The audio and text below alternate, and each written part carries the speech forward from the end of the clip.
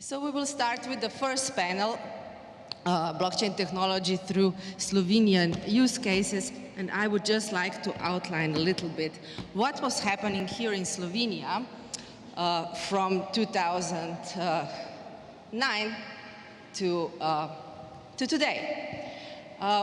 The concept that I like to use is Crossing the Chasm by Jeffrey A. Moore. The Crossing the Chasm, he's speaking how every new idea is implemented and goes through the same cycle. It starts with technology enthusiasts, the early adopters, and then we come to the chasm. Then every new idea or new technology goes through the cycle of marginalization, ridicule, criticism, and then comes to acceptance. And you know, blockchain technology, of course, is not an exemption from this cycle. When you cross that chasm, when you cross that cycle of ridicule and non-acceptance, then you go to the mainstream market. And I must say that we probably are here somewhere between the yellow and the green. We are still criticized heavily now from experts and also from the lay public, and are slowly but surely coming into the green area of acceptance. So let's see how the Slovenian acceptance blockchain cycle is. I would like to remind you, Satoshi Nakamoto published the white paper, Bitcoin, a peer-to-peer cashless system, on 2008. And what happened in Slovenia, we already in 2009-10 had the first meetups here in Kiberpipa. That was a lovely hub where every tech enthusiast was there. And we already had meetups, and people were discussing this new thing that arrived in the technology space, the Bitcoin. And you see here the timeline that Bitstamp, you probably heard of Bitstamp, the ex-Slovenian exchange, was first mentioned on the Bitcoin Talk Forum that was the center of all the things that happened in blockchain in 2011. And then there were also some talks about first meetups accepting Bitcoin in Slovenia in 2013. In 2014, we had the first ATM. And then first Bitcoin promo video happened in 2014 in Ljubljana. So the small community of tech enthusiasts was really keen about Bitcoin and everything that was happening. And this was also planted the seed for the first association that arose here in Slovenia. That was Bitcoin Association, that is still alive and kicking today. And they are taking care of the huge blockchain and crypto community here in Slovenia. So what also happened, there were not just meetups. People were exploring this new blockchain technology. There were a lot of experiments, a lot of, there were a lot of wallets created, tokens, different chains. We were heavily in that, if you remember the adoption cycle, we were heavily in that early adopter tech enthusiasm. So in 2015, there was a birth of Ethereum platform, also known as the Crypto Kickstarter for startups. And you know that resulted of the ICO boom that was really a global phenomenon.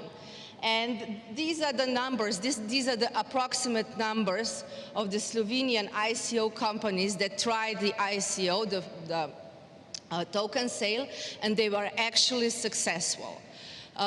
Why I say these numbers are approximate, because we don't have any real data, we don't have any official data what happened there.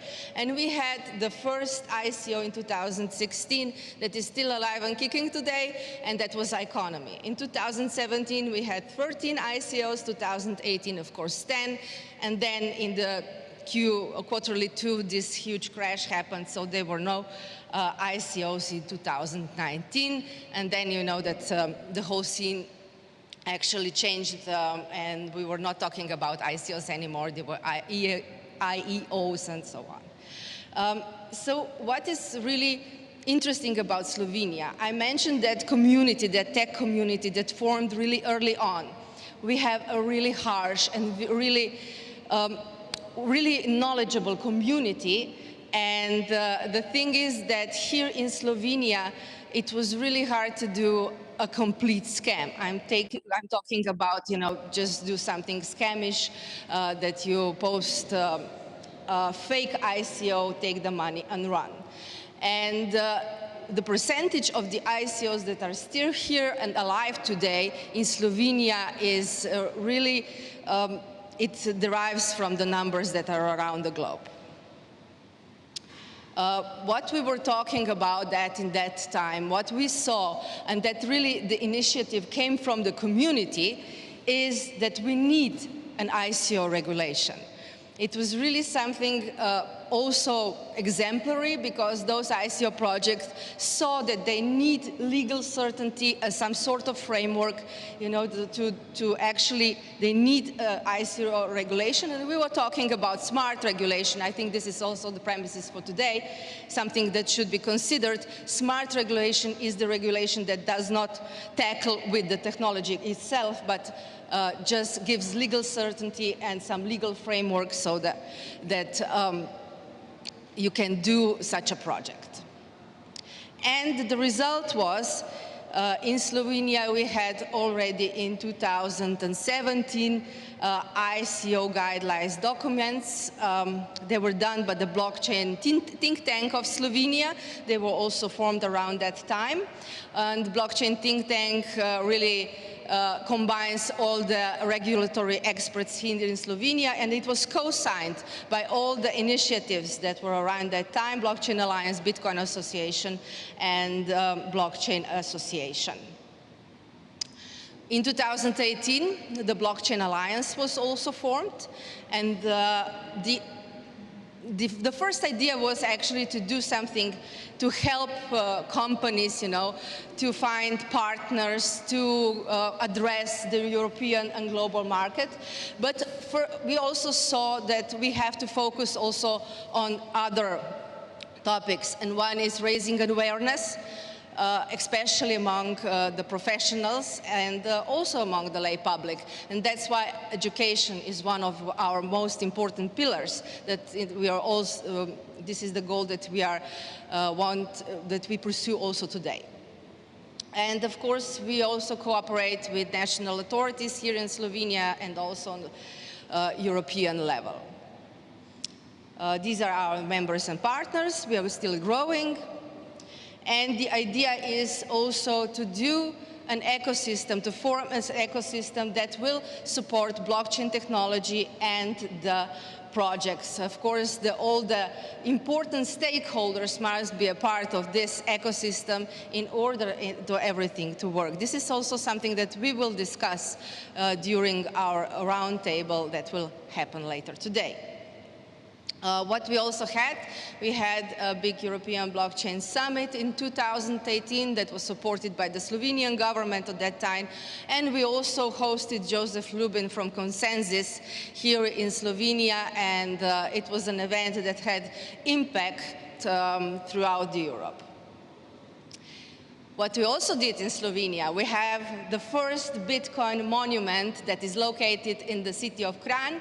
It was done by the municipality of Kranj, of course, that saw it as an interesting addition to their touristic sites. And it was also done by the Bitcoin and the Kranj accelerator for the startups. And yes, we are now, the Slovenian Digital Center is located in BTC, in the Trade Center. But this BTC also has a very lovely abbreviative that is BTC. And yes, there was an idea of the Bitcoin city. And this was not just an idea, this is something that really happened. Because why Bitcoin City? Most of those startups that started in 2016, 15, and 2018 were located here. And we also have here a Ligma that has payment infrastructure, Go Crypto. And here were the first shops that you could buy a lot of things from, I don't know, groceries to maybe fun stuff, go to the hairdresser here in BTC City. And in 2018, Slovenia also co-signed the declaration to create European blockchain partnership, and yes, we are one of the founding members, and Nina Dukuzo is our representative in the European blockchain partnership. You had a privilege to hear from her and know her during these 5 days of the blockchain week. In 2018, Slovenian government also published the pilot's tender. The Ministry of Economic Development and Technology. You could get extra points if you included blockchain technology as one of the emerging technologies. There were 32 applications and 148 organizations, 84 organizations, and the total value of the tender was a little bit more than 73 million. And what is happening also today? The Slovenia has announced on the in July 2021 this year that now we have also Ministry for Digital Transformation, and Mark Boris Andrijanic is the minister in this ministry.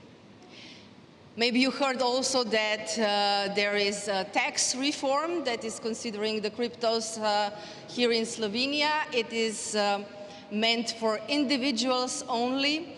Now there was a draft in August. Now it is supposed to be already discussed by the coalition, and we'll see how this will proceed. And now the future. We'll see what will happen in the future, but what I would like to do is now to present Slovenian use cases. There were a lot of Slovenian use cases that were already, that you met during these 4 days of European Blockchain Week, but now what we'll do, we will complete the list. And the first is Eligma, as I mentioned.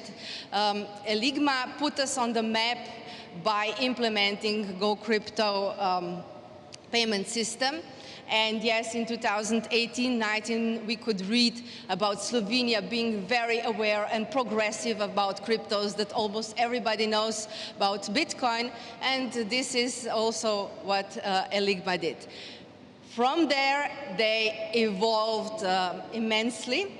So without further ado, I would like to leave the stage to Luka Planinc, General Counsel of Eligma, to tell us the whole story. Luka, the stage is yours.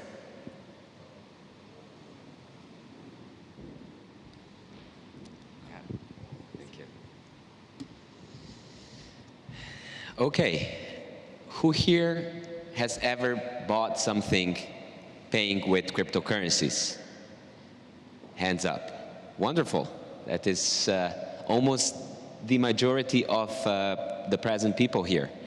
Our company is doing exactly that. When we started our company several years ago, our first idea was to change the way how people shop for things by using blockchain technology and artificial intelligence. And what we quickly learned during our process is there's no simple way to buy stuff with cryptocurrencies. And we said at the time, well, screw it, we'll do it ourselves. But we didn't stop there. We've developed further on from that time, and our vision is to help merchants accept all different kinds of payments, including crypto, and make a very simple and user-friendly way for the consumers to spend their crypto and pay with whatever they have on hand while they're shopping. That's why we built a system that accepts crypto payments, digital payments, and payment cards, meaning that we've implemented a point-of-sale infrastructure that is able to accept a variety of payment methods, and most importantly, we help the consumer and the merchant to keep up with the payments revolution that is happening right now. We started our company in 2017 as a group of crypto enthusiasts right here in Ljubljana.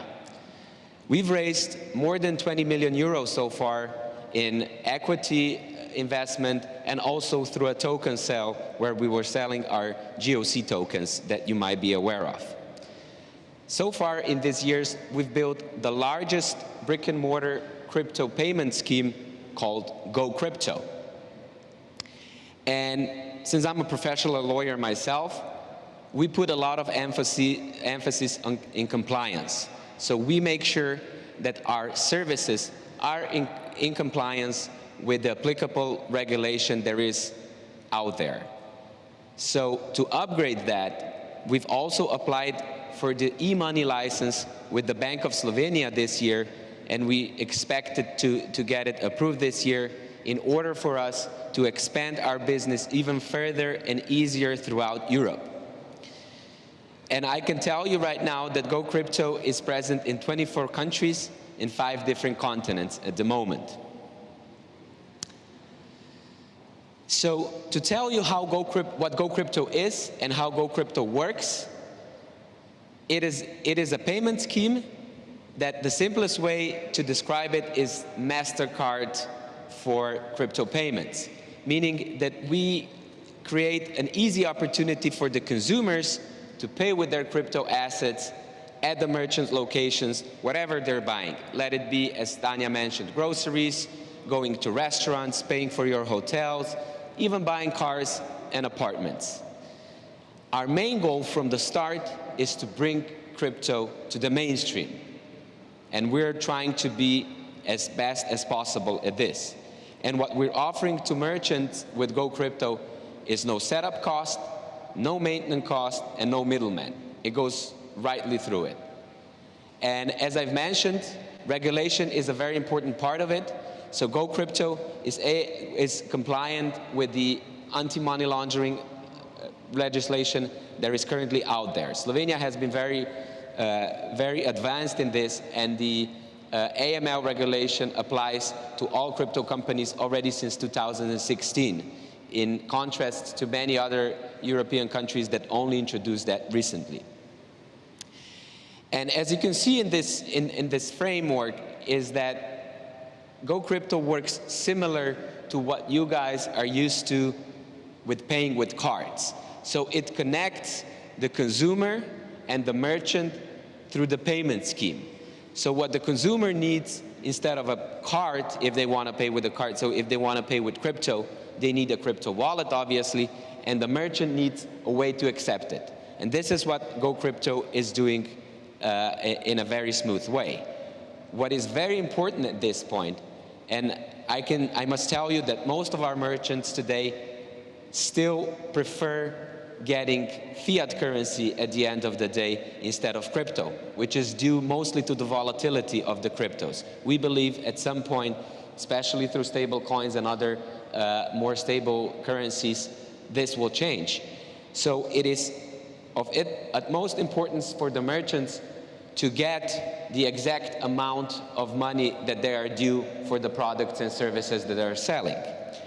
So for example, if there is a purchase price of 100 euro, Go Crypto makes sure that the merchant will get that 100 euro, and the merchant will not be subject to the volatility of the cryptocurrencies that you all probably personally already experienced with the market crashing for a few times. But the important part of the payment process are the wallets. So at first, when Go Crypto was young and crypto payments weren't that popular, it was very difficult to get the wallets to integrate into Go Crypto schemes. So we say, well, to hell with it, we will build our own. So we built the Eli wallet, which enables our users to pay with 6 different cryptocurrencies that are out there on the market. And not only that, it is also a crypto exchange where the users can exchange their fiat currencies, euro, into crypto, or exchange between the cryptos that they have. And in addition to that, because we want to promote the use of crypto for payments, Every user with every purchase is a part of a loyalty program, so the person buying something will get a token back in Go Crypto. And as I've mentioned, and I probably will mention throughout the day, we make sure that the wallet is in full compliance with the local regulation that applies. Well, on the other hand, if the wallets were difficult to get, it was also the point of sale locations and devices to integrate with Go Crypto. So we said, well, screw it, let's do our own. So we upgraded Go Crypto, and today it's not only crypto payments, it's card payments, it's digital payments, and it's crypto payments. All of this combined in just one device. And it's important for us that we make this as simple as possible for the use for the merchants, so there are no different flows that they're not used to, and as well for the consumers. In addition to that, with Ilipos, every merchant can become a crypto exchange. So you can go to the Go Crypto locations, the ones that have that exchange available, come in with cash and buy crypto. Or vice versa, you can sell your crypto and get cash out of it. So Ilipos is a one-stop shop for the merchants in terms of payments, and this is our vision. This is what we want to do. Make sure that the merchants get their payments as easy as possible. Right now, there are more than 2,000 locations already that accept crypto payments, either through Go Crypto scheme directly or through Ilipos devices that are out there. And that number is changing every day. As I mentioned, especially to me personally, regulation and compliance is very important. So that's why we took very serious steps into that direction through the development of our company. We have a very robust system of money laundering prevention, all the policies in place that were also confirmed by the regulator. In addition to that, we've got certain certificates in order to make sure that our business runs as smooth as possible and our processes are optimized. And as I've mentioned, we've already applied for the e-money license in Slovenia, but not only that. We will be shortly applying for the e-money license in the UK, and we'll be registering for crypto asset registration in the UK also. And in addition to that, we've already started the procedure of obtaining the money transmitter license in the US and being registered as a money services business. So we are slowly upgrading all the compliance requirements in order for us to internationalize the business even easier. Throughout the existence of our company, we've also done a few of our own investments. So we own a part of a German bank that holds a full banking license in Germany and is in the process of obtaining an exchange license as well, because crypto regulation in Germany is different. So we want to make sure that as many people as possible have access to crypto and are able to pay with it, all with the idea that we want to make crypto mainstream. Our vision for the company is to make a 360 solution for the merchant. So not only crypto payments, not only card payments and digital payments, also the management of their funds, also the management of their company in terms of financials and how they can transfer funds in the easiest possible way. As I've mentioned, with the e-money license, we will also be able to issue IBAN accounts to merchants. So to create this whole 360 solution, and we've been in talks with the major scheme players as well for them to issue cards for merchants and so on. So make a one-stop shop for every merchant. So if you today decide you want to open an ice cream stall, you don't need anything else but to contact us and get onboarded to accept any kinds of payments and manage your funds accordingly. The biggest payment revolution right after payment cards happened is just around the corner. And it's important for us and for you to keep up with it and be there when it happens. And we believe it's out there, and crypto will be an important part of it. Thank you very much for your time, and if you have any questions, I'll be available around here. Thank you.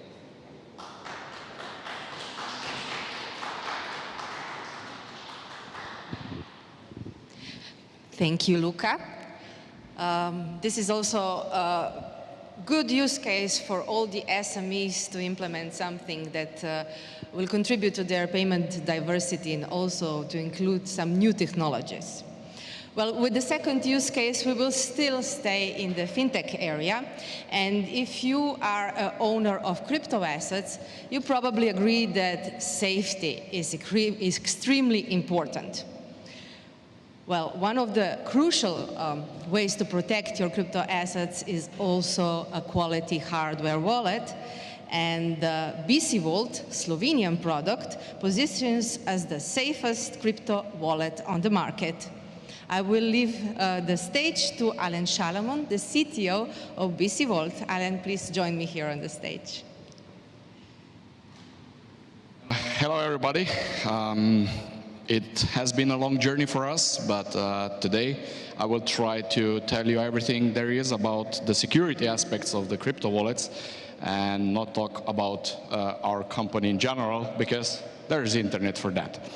So one of the first challenges that everybody faces with using Bitcoin technology or blockchain technology or crypto or whatever you would like to call it is for sure storing it, using it, because nothing on the blockchain happens without the wallet. That was a guidance for us where we have seen that users just have too many obstacles, too many questions, too many problems that arise from using the blockchain itself. And from that, we can see that adoption is slow because, well, the knowledge is lacking behind. So, as we said, the user's first interaction with blockchain is probably seeing the graph, how much they can earn. Well, the second one is how they can buy it or how they can store it. So this is where we come in, and this is also one of the biggest concerns for the users, because once they store it, they can lose it. And in the blockchain world, if you don't store it properly, is bye-bye. The thing is that most of the users today using different payment platforms still think that the coins are in the wallet. Well, they're not. Actually, the wallet is a string, is a number of 64 characters, set simplified, and nothing else. There's no coins in your wallet, there's nothing in your wallet. It's just a private key. And the thing is that once you understand the concept that that's just a string, you will also understand how very important it is to guard the string against a potential hacker that could take all your funds. That sadly happened to many users in Slovenia too. So who does own the private string? In case of the exchanges, you don't. In case of the crypto wallets, you do own the private key. But you have to ask yourself where this certain wallet is storing the information. So is it a phone? Is it your mobile laptop? Is it your home computer that also your children can use? Is it a watch, or is it A4 paper? Because anything of those works. But the problem is that anything of those can be taken from you. And the problem is that number one point of any kind of exploit is usually your home computer or your mobile phone, because you just blindly trust it. So if we look at the attack vectors that are somehow valid for all blockchain users, because they all have to use crypto wallets, it's a supply chain attack, it's a software attack, it's a hardware attack, and then we have, well, the user itself. There's one more, but I'll mention that later. Supply chain attack. Quite easy. I'm gonna change your device. I'm gonna exchange the chips. I'm gonna do what Russia did 50 years ago in US embassy, or vice versa. Because you bought a Xerox fax machine that had implanted chips that sent all the copies of the documents in Russian embassy to the US. It's a known thing. So yeah, you can do the supply chain attack. You can put something in the processor, you can put something in the device, or just piggyback on the USB connection. But for us as a producer, it's very easy to avoid that. Why? Because everything is done in Slovenia. There is no assembly in China, there is no designed in Slovenia, made in China. No, it's not. The product itself is made in Slovenia by Slovenian companies under our control, and the end assembly is done in our premises. We do the final flashing, we do the final program of the microchips, because whatever would be there it has been erased. It's not there anymore because we do the final programming. Well, the next one is quite problematic. It's called the software. How do you exploit the software? The most easy way to do it is you take the source code, you put in a couple of lines, and that's it, and you compile it. And then you just provide the new version release, which you hope users will fall for. Well, it doesn't work with BC Vault. We are not open source, and this is one of the primary reasons we are not open source. Don't get me wrong, I'm cool, I like open source, I'm all in for open source, but not in case of crypto wallet. Because if I get the software that I can compile in 10 minutes, I can add malicious lines and compile it in 15 minutes. And nobody can control that. Nobody. Because if you fall for a Telegram group saying, oh, there is a new release of BC Vault software, it's called 1.7, and you download it, you run it, it looks exactly the same as original. Because it would be original with a couple of added lines. And this is why the software vector is particularly vulnerable if there is open source code available for the complete software. You have to be very, very careful where you take your software from. And then again, of course, you can have different attacks that attack the communication channel, that just simply takes your private keys or whatever. Many things can happen on a software level if somebody can change the source code. If we move on, the hardware itself. I can attack the hardware. I can open the device. I can read out the chip. It happened with different crypto wallets before. Somebody took time. They actually were able to extract the private keys, the seed words in their cases, which we don't use. But there's other things. Did you know that flash storage not connected to electricity at all can degrade in a couple of years? So imagine you have a crypto wallet, you switch it off, and then after 4 years, you say, oh, wow, I have Bitcoins. I didn't know these will be worth millions. You connect the device, and it says corrupt storage. This is exactly what will happen with flash. This will happen with your micro SD cards for the cameras. This is what happened to Audi with the chips in the radio, and this is what happened to Tesla, and they had to recall, I think, like 50,000 or 500,000 of cars to exchange the middle tablet because they used the regular flash chips. The regular flash chip has a limited number of read and write cycles. It can go bad if you don't connect the electricity. Well, not with ferroelectric RAM that we use. Ferroelectric RAM is certified to hold data even for 10 years at 85 degrees Celsius. So the global warming effect is calculated in, no matter what. If you have the device at the regular 20, 30 degrees, 100 years. This is a chip that can survive EMP because it's made like that. It's resistant to radiation and so on and so on. And we decided we want to have that. We don't want to use regular flash because we don't want to be Tesla exchanging 50,000 devices or 500,000 of devices in a couple of years. So Then we have the user, as always. I will always attack the user. It's the easiest thing to do. Either I'll use a gun on your head in a country where that is doable. I'll try to trick you into something to give me information.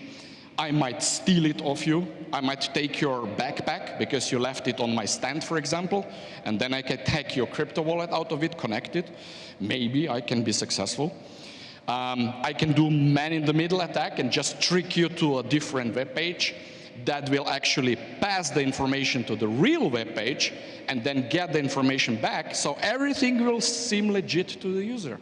And I will get your credentials. And then I will wait a couple of months. This is the regular case, waiting. I can see you have 100 euros on your crypto wallet. I'm just waiting. I'll wait until you have 10,000 euros. Then I'll strike. And the user, as always, with a computer, is the weakest link. It will be the weakest link, and we cannot solve that problem directly. Because if you don't understand what a crypto wallet is, if you don't understand the private key concept and everything else, well, good luck. You might get hacked. But we can help you with that.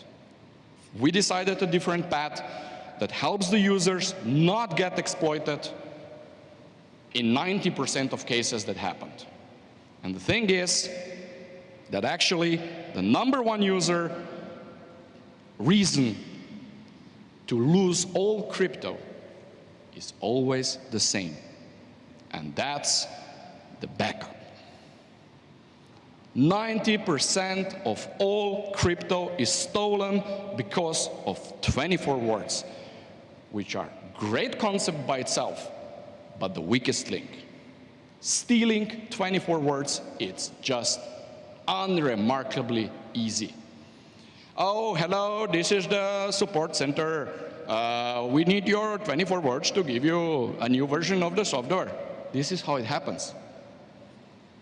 Even people speaking in a different dialect can get information out of the not knowledgeable user and stealing the words. Once I have 24 words, the main problem is I'm stealing your wallets from next month and from next year, because you have no clue that 24 words are responsible for all new wallets that you are creating. They're not new. They're in the tree of wallets. You are just selecting a different one. And if you don't have that in your head, you are like, oh no, I might divulge my 24 words. I just create a new wallet. Now I'm safe. No, you're not. Everything is connected to those 24 words. Your wallets from the next month, from the next year, connected to 24 words. And I will wait. I will wait until you're rich, and then I'm gonna strike. And we had calls in the company where desperate users called and said, oh yeah, but you know, they lost hundreds and thousands of users. But that happened 4 months ago. And you were like, yeah, right, it happened 4 months ago. They waited. And this is why, if you look at the internet, if you look at the different producers that have all the same system for crypto wallets, they almost all use 24 words, same vulnerability, you can see things like that. You can see that they're just warning. Don't give out the seed words. Don't give out the seed words. Don't give out the seed words. This is not our application. This is not our portal. It's really easy to convince the user to give out 24 words, because they don't even really understand what those words are. And they are already on the paper, because they have to write it down.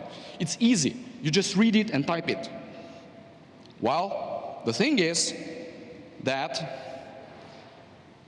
with BC Vault, things are different. We don't use seed words. And I'm gonna conclude with a thought that just tries to direct you in other direction. If you don't use the seed words, you cannot be hacked with the seed words. What we use is a different kind of backup system that it's safe to be stolen. You can lose the device, you can lose the password, you can lose the PIN, and your wallets are still safe. And you would like to know more? You're very welcome to go to our webpage and see why we don't use 24 seed words. Thank you.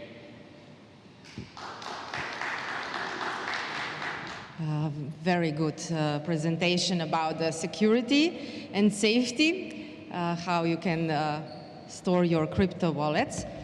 The next use case is not connected with, it is connected a little bit with what we heard, but actually it has connection with ecology.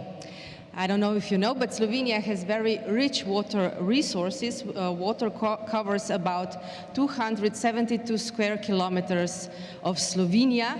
I know it doesn't seem much, but we are not a very big country, so the percentage is significant. What is also interesting here in Slovenia, as in most of Europe, yes, of course, water is also safe to drink from the tap. Crypto Water is a sustainable water transparency startup project backed by blockchain timestamps.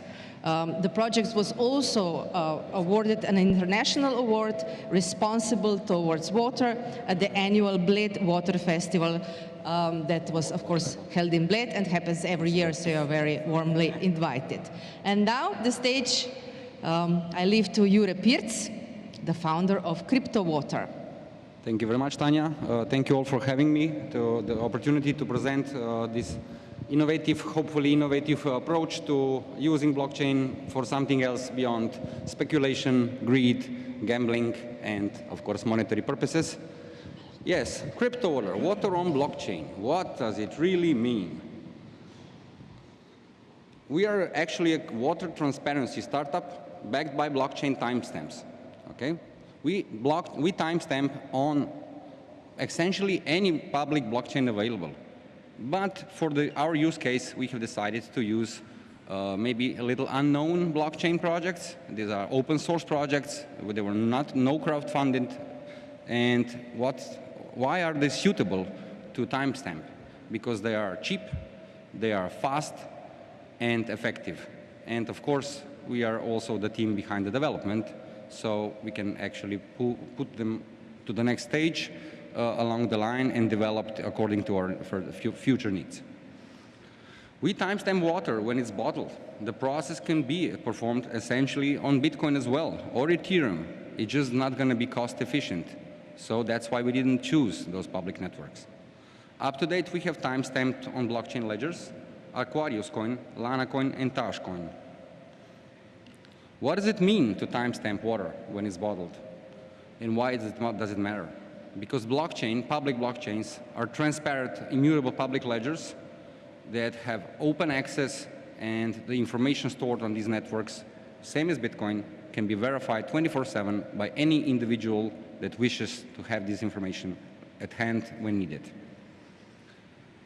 Beyond timestamps, the basics of blockchain can be recorded additional information.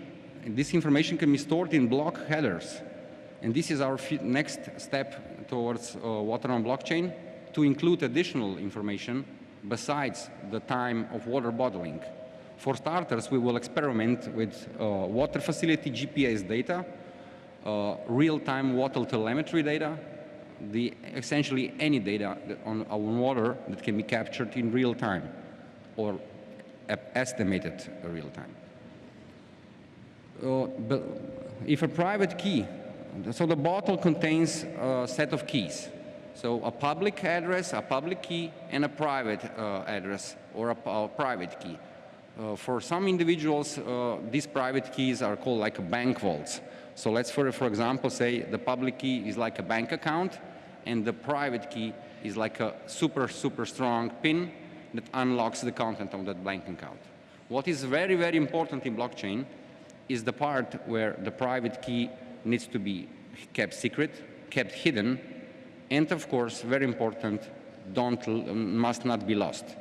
If the private key is lost, then nobody can unlock that vault anytime.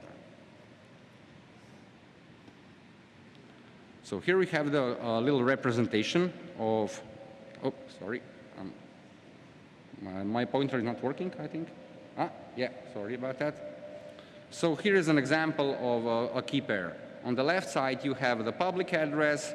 These are actually key pairs from Lanacoin network. On the right side, you have a secret key.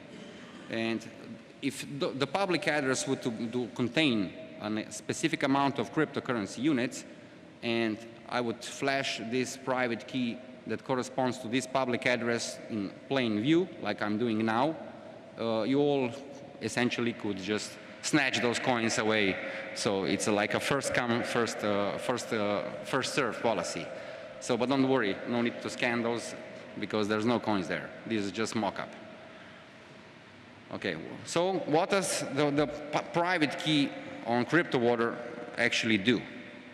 It unlocks the currency that was used to timestamp and transact to the water bottle at time of water bottling, but the private key itself can be used to redeem those coins back. Of course, you can store that private key for a longer periods of time, so it can serve like a vault, so to speak. So yeah, we already had BC Vault today, so they are actually a hardware provider that stores securely those precious private keys that unlock the cryptocurrencies. So I have here, for example, sample bottle. Hopefully we can see it on camera a little bit. I will try to zoom. So here, this is the bottle public address. Let's say a water vault. And this is the PIN code for this, or password, if you want to call it, for this water vault. Right now it's visible, but in production we hide this one. So then the user scratches the card or removes the privacy sticker or something similar, and can redeem the coins that were used to transact with a water bottle at time of water bottling. Thank you for assistance. Of course, if this sticker, private key, is damaged or lost or just thrown away, that doesn't mean the coins are lost. That just means they're still there and nobody's going to be able to collect those coins in the future. We'll try to do explanation how this process actually works. So unique water timestamping using a wallet is assigned to the water source water bottling facility. So the general idea is for a water facility to have a wallet and have a public information on which wallet that is. This is the centralized part of this ecosystem of mine that we are building, that you still need to have some trust towards the water producer, so that the water producer is announcing this is the timestamping keys we are using with our facility number 1, for example. Then we can go straight to the water bottle. For each water bottle, a unique public-private key pair is generated offline. When water is bottled, a cryptocurrency transaction is broadcasted to the bottle address or public key using a mentioned above wallet from the water bottling facility, and this transaction is then permanently recorded on a public ledger that contains a unique cryptographic fingerprint, or hash, as we call it in crypto space. To verify this information, a simple web application or native application is required that is capable to read QR codes and send this QR code data or public address to an API endpoint. For those in development world, API means Application Programming Interface. So to connect to the IP endpoints that returns the value requested associated with this bottle public key that are recorded on the blockchain. I know it's really, really scientific to read this. I'm trying every day to find like layman's terms to address what we are doing, but this is most likely as close as we can get. Okay, this is like a sample timestamp verification, so you get a general idea. In the first line, we have the facility wallet identifier. So this is like a facility wallet.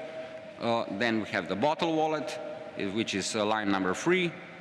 And we will showcase how 7.77 Lana coins was transmitted to the bottle and recorded to the blockchain in block number or block height 60244, and transaction block that contains this timestamp of the water bottling has a unique hash, and I'm not going to read it because these numbers are really, really long and complex. But the key element here, as this was done actually yesterday at 11 p.m. Yeah, this is the time when I was doing my slides. I always do my slides 5 minutes before they're needed, but that's just how I am. Okay, these are a couple of screenshots I took after the transaction. So the first image is a bottle address. So, and you can see that we have 7.77 Lana coins on it. The transaction count records one transaction to this address. It also mentions the block height.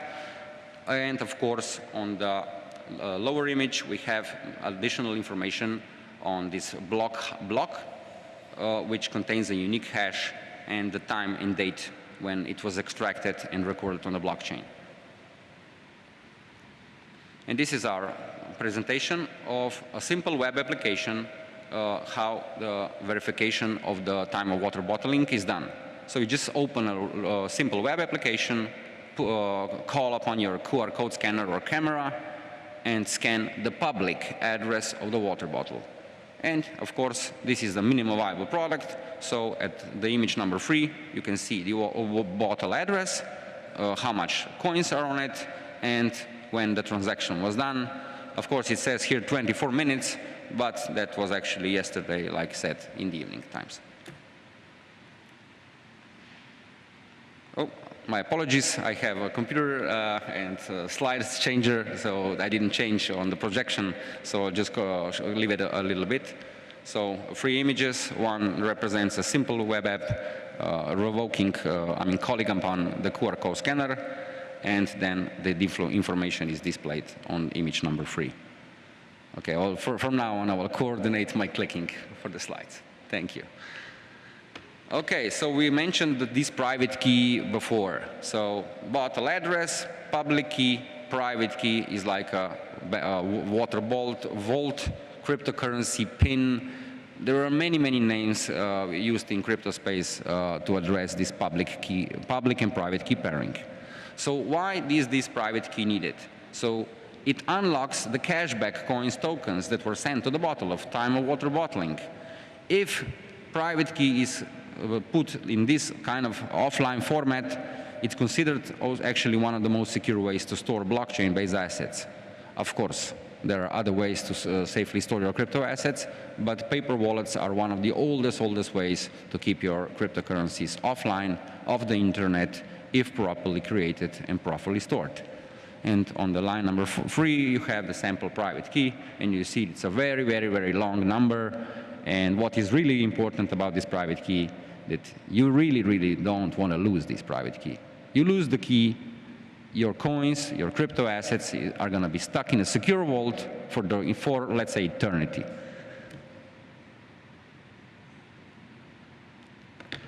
Okay, this is all the time I have for today. I just put up a few images from our water facility. The first one is on Bled Water Festival, and looking forward to showcasing our future development on these events as well, because they are a great way to boost water awareness, water transparency, and of course a couple of images of our minimal viable product bottles, of course glass, and thank you all. I'm here available and on the internet for any further questions or elaborations and on cooperations. Thank you very much.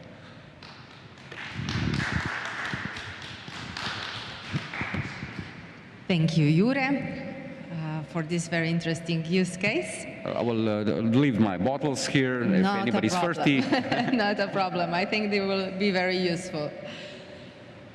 Well, to build a blockchain use case or a project, we need different building blocks. For example, self-sovereign identity on blockchain, distributed storage, together with, of course, blockchain communication protocol.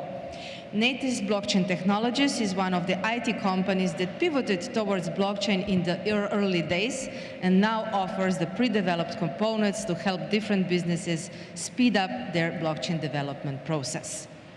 Jan Gerl is today with us, blockchain architect from Netis, and he will present blockchain framework AceBlock and demonstrate how its building blocks are used in various projects. Thank you, Tanya. Hi, I'm Jan Gerl. As said before, I'm blockchain developer and project manager at Netis. One thing to remember right at the beginning, I'm going to talk about SSI, self-sovereign identity, mostly today, and what potential it holds. But as Tanya said, we are basically technology provider. So all the use cases that I'm going to talk today are possible using our technology, and you can become our partners, and we can build your ideas, your use cases, we can build them together. So my presentation is going to be a bit broader in a more general way. And for more technical details, feel free to write me at an email provided at screens, and we can arrange a meeting and talk about it further. So let's start with some problems we have today. Average user today has around 100 passwords. So that's a lot, and that's on average. That's where Google and Facebook kindly come in and offer us their services to log in with them. And in exchange for, of course, our data and our behavior patterns and ways, most of us trust them with our login credentials, at least for some sites.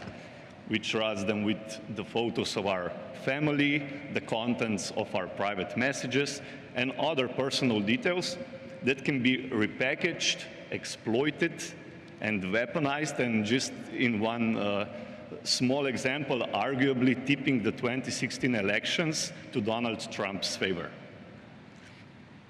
Centralized models we are using today are making companies store their users' data in one place, even if there is no real need or reason to do so.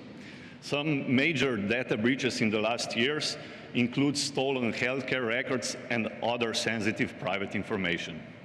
And statistics show it won't get any better anytime soon.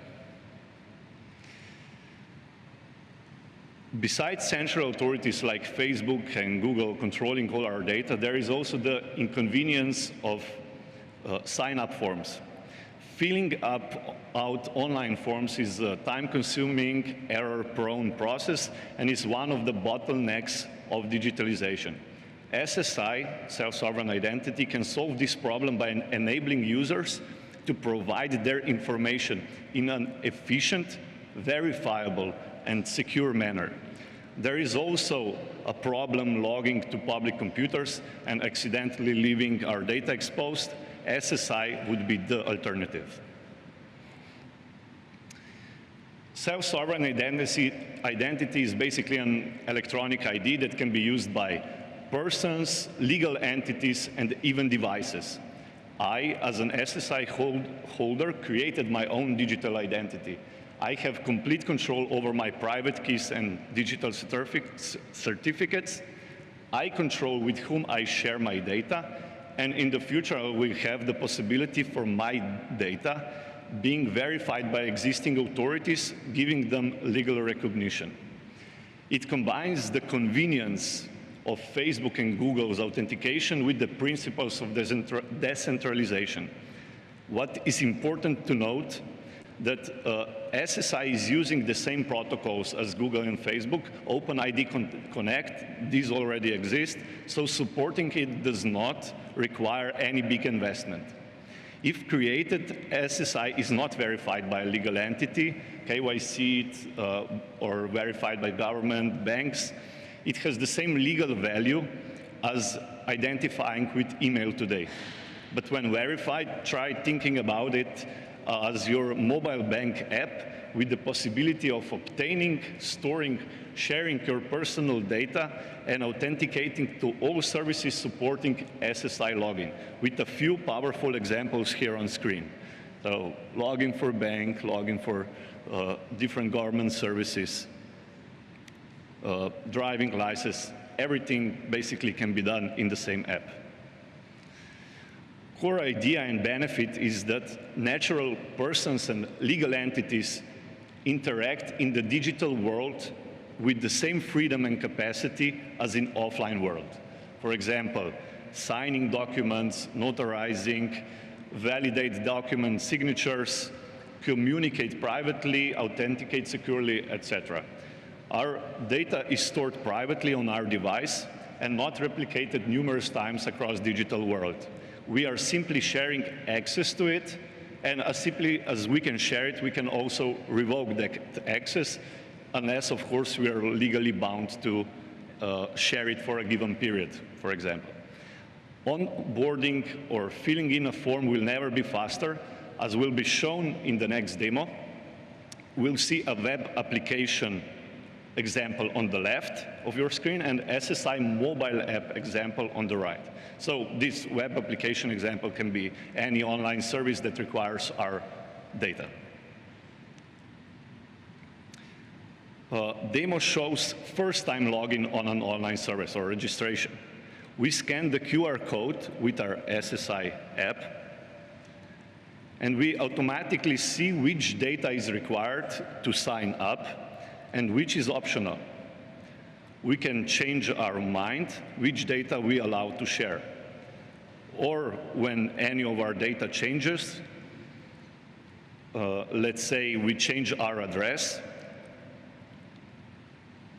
or in this instance, surname, every service we are sharing address with gets the new information automatically.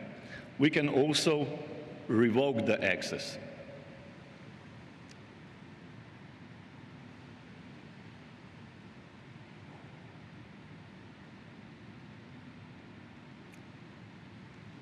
As seen now, so yeah. SSI is not a distant dream, it's already a reality. But what problems are we at NETIS actually solving? One is interoperability, and what is interoperability? Think about bank credit cards we're using today. We can go anywhere and pay with them, and we can withdraw money from ATMs from different providers. This interoperability is not very common in the offline world, let alone digital. By using already existing open protocols and SSI implementation, we enable secure communication and data exchange, user information sharing in a self-sovereign way, seamless onboarding and authentication. Using these existing protocol service benefit also as they have shorter time to market, and onboarding of users that use SSI is extremely easy. We provide SSI identity to different projects. That enables that we onboard once and use all services, simple and secure authentication, controlled data sharing, and secure payment. As you can hear, all the things that SSI solve and give us come with security built in. Encrypted P2P communication, secure authentication, etc. So what is SSI long-term potential? SSI projects are being developed extensively, and new use cases come by more and more frequently, but one of the main ideas for SSI is it can be easily integrated anywhere. We use encryption and signing. One of the first use cases that comes to mind in these times are COVID credentials, COVID passports, which could be easily integrated into any SSI app with verified ID. Done like this, there would be, for example, no need to show your ID card together with COVID Pass app. In our project in e-mobility with Slovenian energy company Geni, we gave e-identity to natural persons, legal entities, charging stations, and data replication devices. Charging station manufacturers, as in most verticals, usually each one use their own protocols, which is not very user-friendly for persons, as they have to onboard for every different charging station provider. We developed a way to manage IoT devices, in this case charging stations, over blockchain. There is no central entity controlling the system, and there is a possibility for other energy providers to join system in a very simple way. We set up a distributed system to share data among charging stations. More devices, bigger capacity of the system by default, with no scaling problems, as there is no need for any additional server. You'll hear probably more about this next use case with our next speaker, but in short, we are a blockchain technology and SSI providers for DOTI, Digital Online Tourist Identity, which is using also our notarization feature and tokens, again, developed by Netis. What else? What else? By using SSI, there is no need for numerous passwords and username. Again, SSI is not commanding changing any current login types and can be added easily as it's using the same protocols.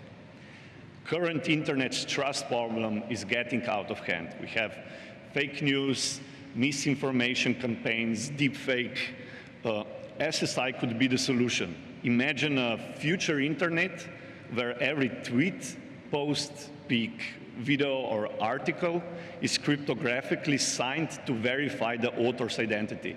Imagine vastly superior version of Twitter's little blue checkmark. Digital wallets are being developed for SSI, and those will be cryptocurrency enabled. Widespread adoption and usage could at last follow. Sure, secure and private messaging already exists for a while now, but you need specific application for it, and the other person has to use the same application.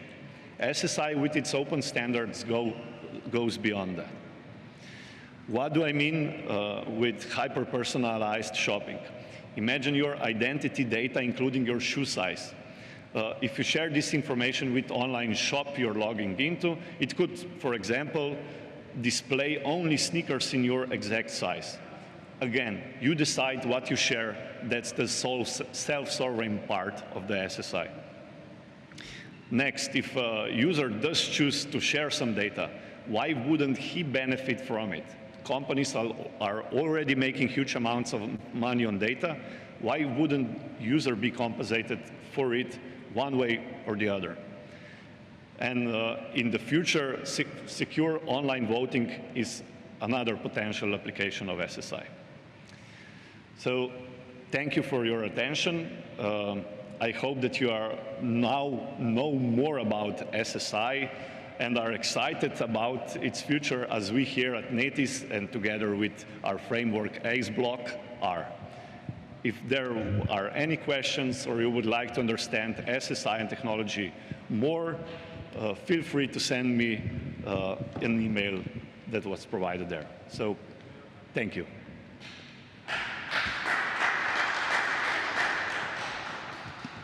Thank you, Jan. The COVID pandemic deeply affected our way of life, and one of the most affected industry sectors is tourism. The project Tourism 4.0 is changing the perception of tourism and the business sector around it with innovative co-creation and technologies of Industry 4.0.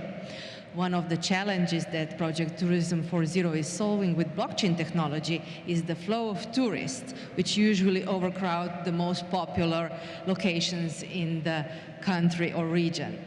It's solving this problem with the SIT token and DOTI touristic identity, both powered, as I said, with blockchain technology. And now I leave the stage to Tomi Iljaš, the CEO and the founder of Arctor.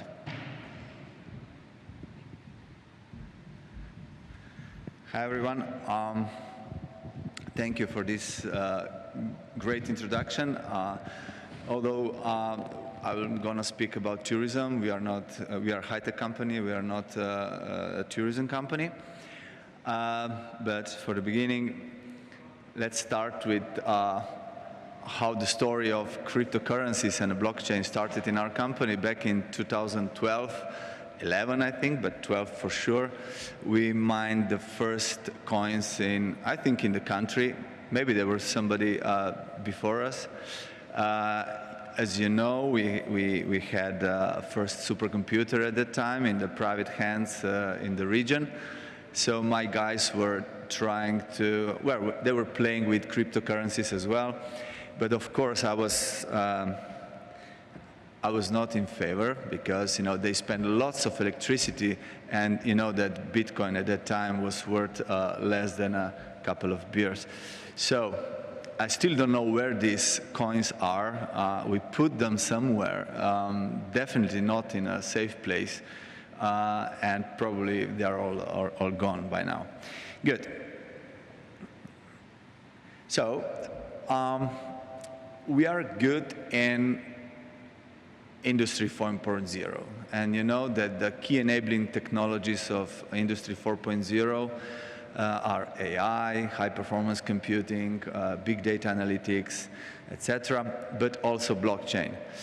And we have lots of projects, R&D projects in this field. And what we are specialized in, how to bring these complex technologies to small and medium enterprises. So how the little guys can fight the big guys, right? So we were, many times, we were told that we are kind of Robin Hoods of cyber world or something like that. So we are enabling poor and small guys to fight with the big guys. So yeah, it's true. We know how to deliver these complex technologies to the small companies. But then, you know, once in our R&D company, R&D department, we were brainstorming where else these technologies could be deployed. And tourism popped out, and we were, you know, we've done some research, and we figured out that only big guys are using AI, HPC, etc., in the tourism world. When you go down there to the hotels, restaurants, etc., they don't have a clue. Even the big companies, not only in Slovenia, they don't have a clue about these technologies. So we put a concept where we put in the middle of we concentrated on a local community, on a local citizen. And we said the very, very strong sentence at the time, and nobody objected since now. So it's that tourism cannot be sustainable if it is not in a favor of local citizens of a local community. Okay, just to get the background of it. As usual, we were very successful on gaining R&D projects because we are R&D company more than a sales company. And we developed many interesting, let's say, prototypes, technology, how to help small destinations, small tourism providers to, you know, not fight, but to get some data which big guys will never provide them. Okay, so this is what we have done so far. You'll see this picture many times. Yeah. Oh. So on the left side, you see the platform, we say. So it's a kind of data lake with all sorts of methods, algorithms for the AI and deep learning, machine learning systems. So it's background. And then we have 4 pillars. The first one is a tourism impact model, which is the basis. With this, we are measuring positive and negative impacts of tourism based on the true data, not of the perception of people of the tourism. And we have seen many times how big differences between the perception and the real data. And then, of course, when you know what is the right amount of tourists in a certain area, you would like to move these flows around the country, around the region, even around the city, because you don't want that all tourists go to the same place, right? So we have to measure, we have to analyze, and of course, at the end, we have to do the predictions and manage tourist flows. This is so important. Then we need an incentive. You know, if you want to redirect the flow and talk to tourism, don't go to that lake with a church, but go to another lake with no church, you have to give some incentives. Of course, there are two major incentives, and I'm going to talk about this today. First one is crypto voucher, as we call it. It's called Collaboration Impact Token. And the second one, it's, you have to find what interesting is there, and the cultural heritage is one of the most important bites for the tourism. And then, of course, we are working with our valuable partners on the digital online tourist identity. Yeah, all this will be someday, I think in a year or so. Also, you could be hands-on. You could test all this and validate all these products in a living lab we are going to build in Slovenia. Good. So, you see the circle. Probably most of you don't know what this is. This is Sustainable Development Goals of the United Nations. And whatever we do, we respect these circles. So you have 17 Sustainable Development Goals, right? When you do this, when we analyze the impact of tourism, we use a holistic approach. So we want to measure all fields, all sectors, not just economy. And that's why we got an award from in a very, very important conference in Spain last year. Good. So far, again, flows. You can measure the flows by many means, but here it's an example just using road traffic counters, which in Slovenia we have, you may know that we have 1,600 counters, and not really, almost nobody is really analyzing these counters. So you have an annual report. There were like 100,000 cars driving on this road, but you don't analyze it day by day, hour by hour, minute by minute. And you can do so. And we showed that in this way, combining with other source of data, you can really get information about what happened to the certain road and why it happened, and then you can predict it for the next time. So if you have a congestion or road traffic jams in a certain road because of the tourist event, etc., and you can predict this very easily. And you can do this also without high-performance computing, but usually common sense, and it's lacking in nowadays. Yeah, good. So, what do you do with combination of the tourism impact model, so team, and the flows? So you know what are the boundary limits of the certain destination, right? And you know that, I don't know, 1,000 tourists at that particular destination, it's the right limit. And if you can predict the flows of tourism for the next weekend, for this weekend, to that destination, and that will be 4,000 people, so it will go over. So we call this over tourism. Then do something. Do something and then redirect the flows, right?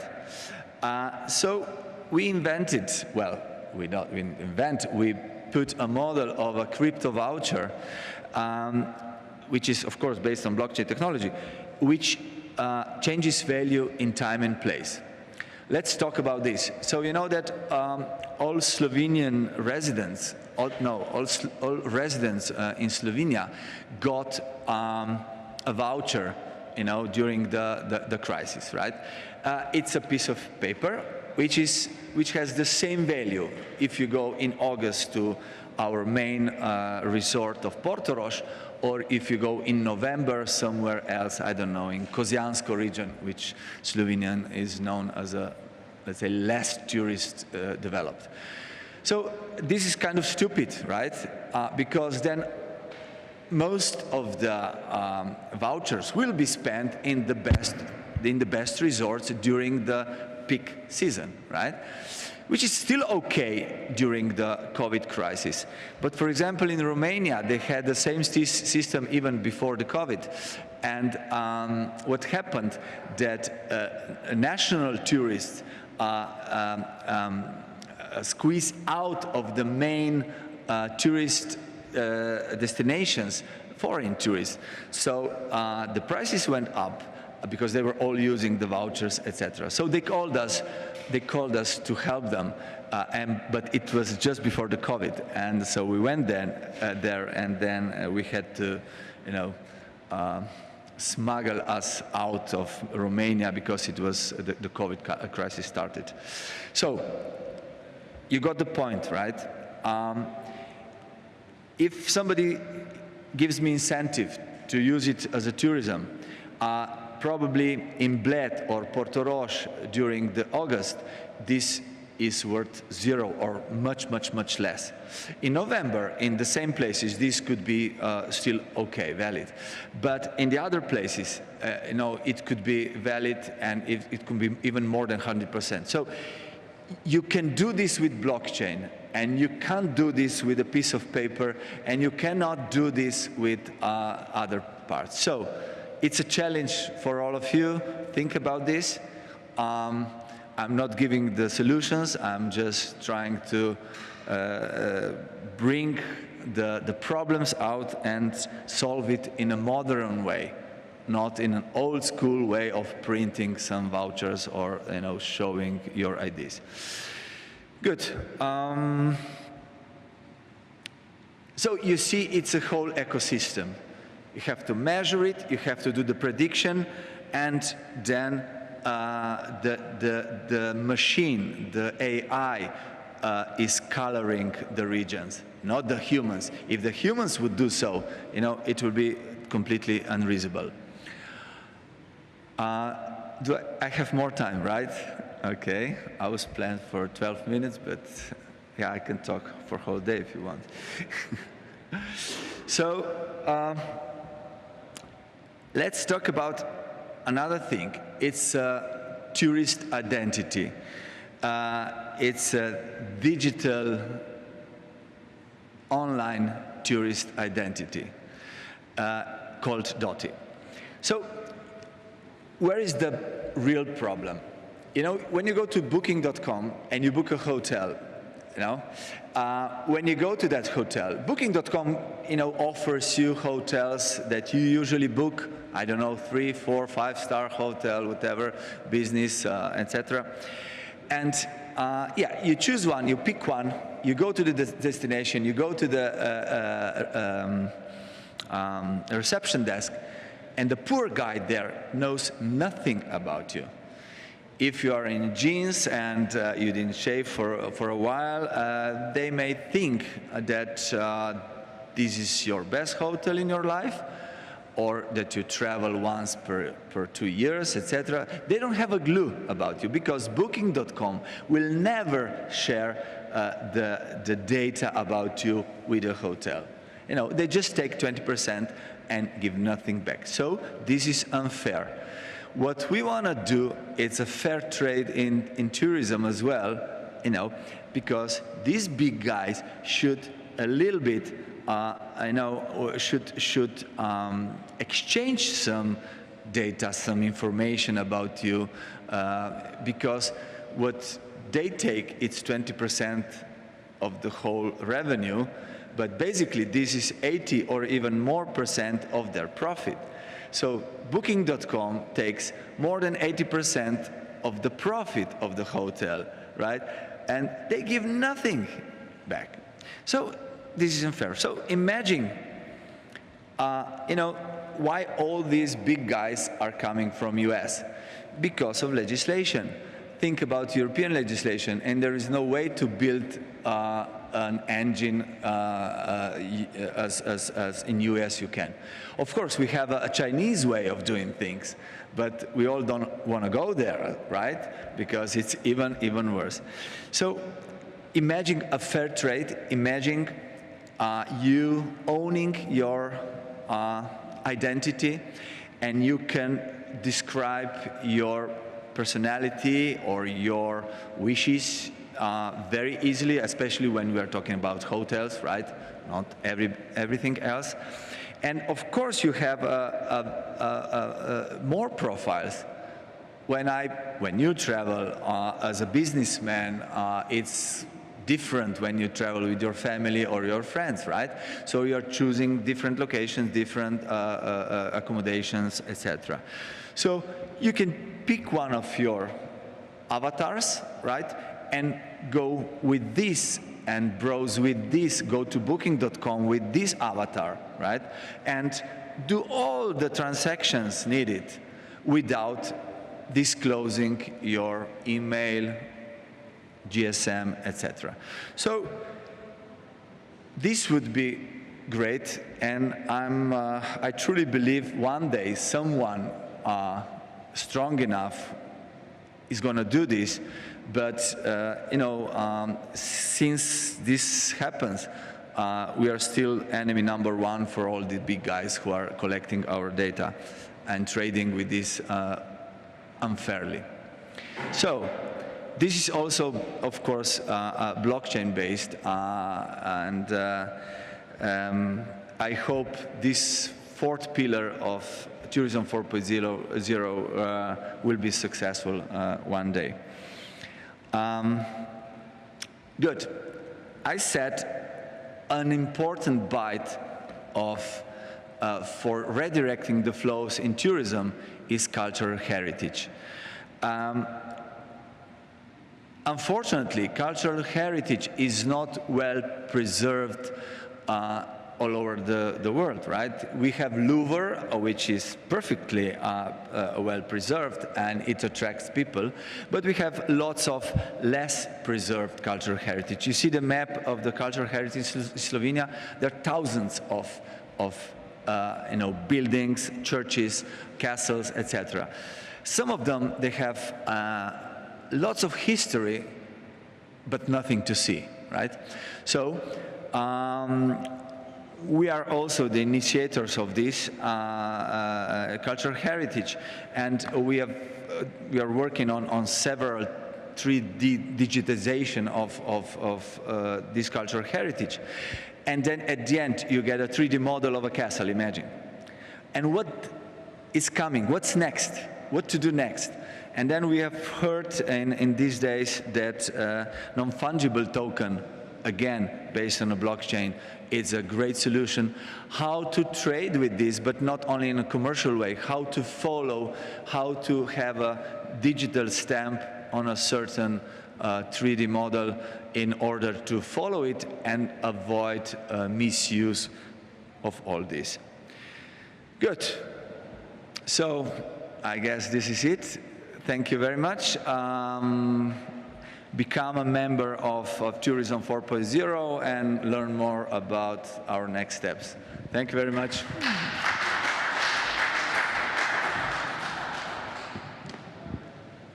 Okay, we will continue with the roundtable where we will discuss the adoption of blockchain technology, of course, from the Slovenian, European, and also global prism. But you will have to give us 30 seconds or so to set the stage for all the members of the roundtable.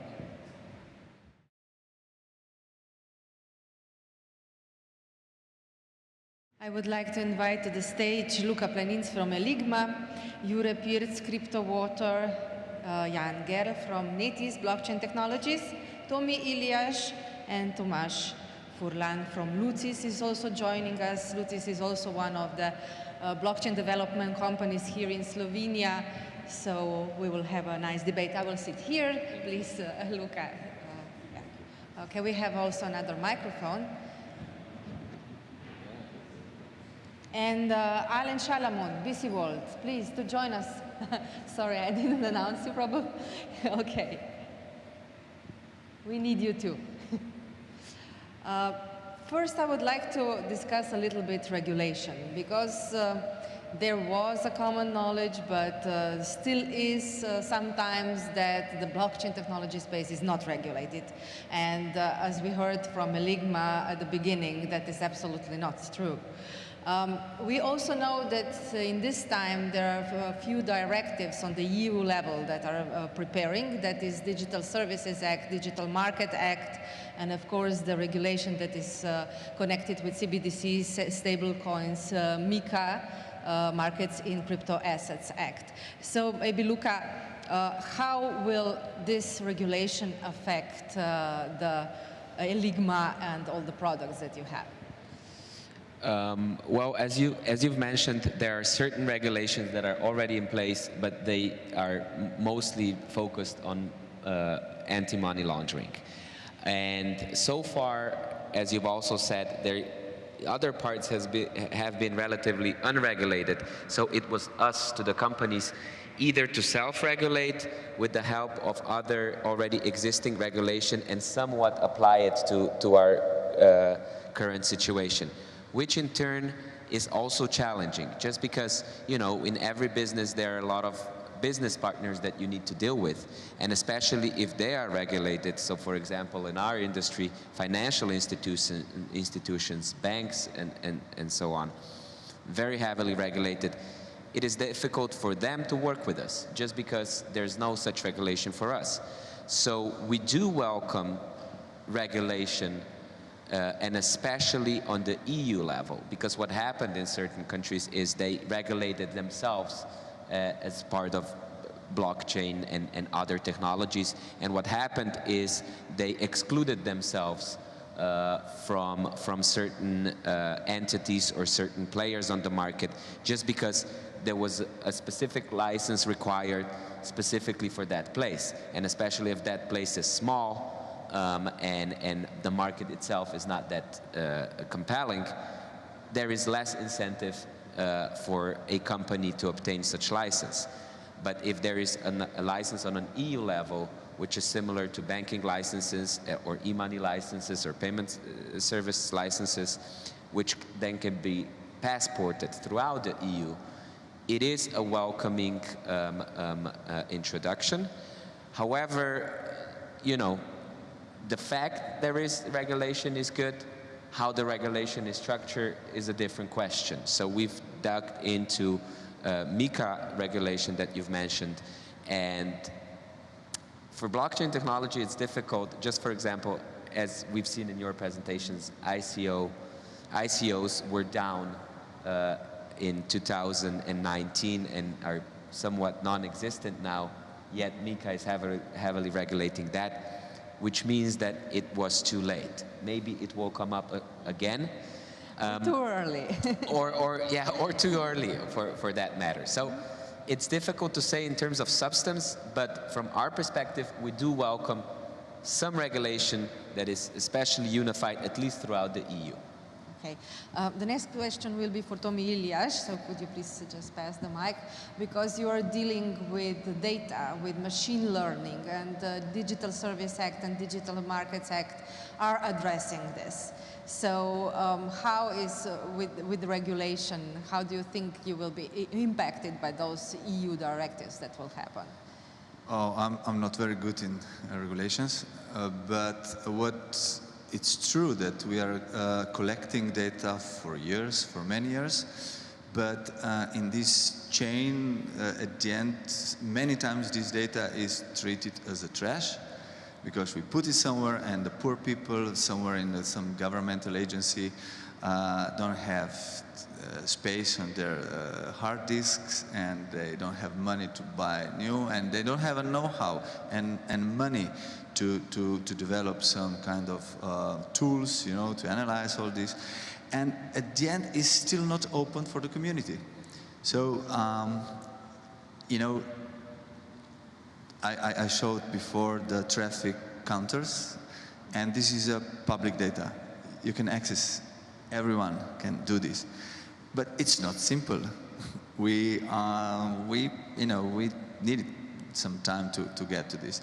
Once you have all this data, then it's easy. So what we have to do, we have to treat data in a reasonable way, and I hope the new Ministry of the Information, what was that? Not Society, this was 20 years ago, Ministry of Information Transformation, I think it is, no, yeah.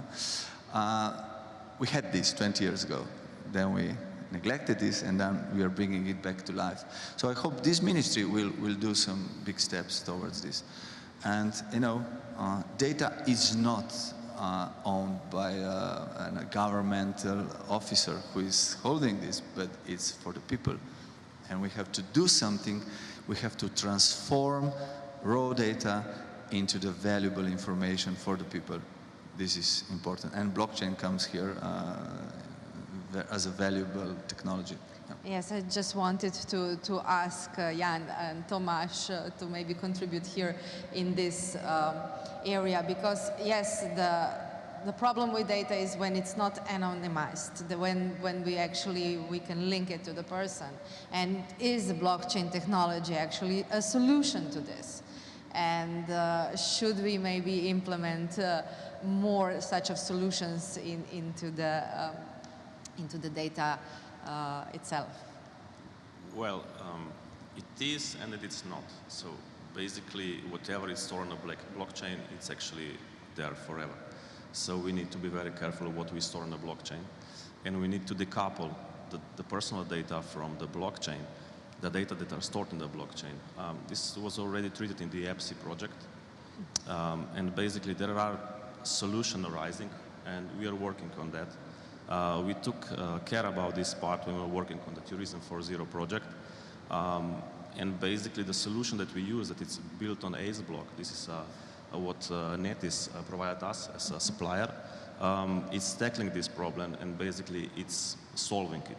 So they decouple data from the blockchain and store it on an IPFS, but it's a private IPFS, so we can actually deal with this data and we can remove it. So this is how we solve the GDPR problem, if this is a problem or issue. Okay, so the thing that was brought up usually, you know, when it's on blockchain, it stays there forever. There is no right to forget. Then actually does not apply in this case.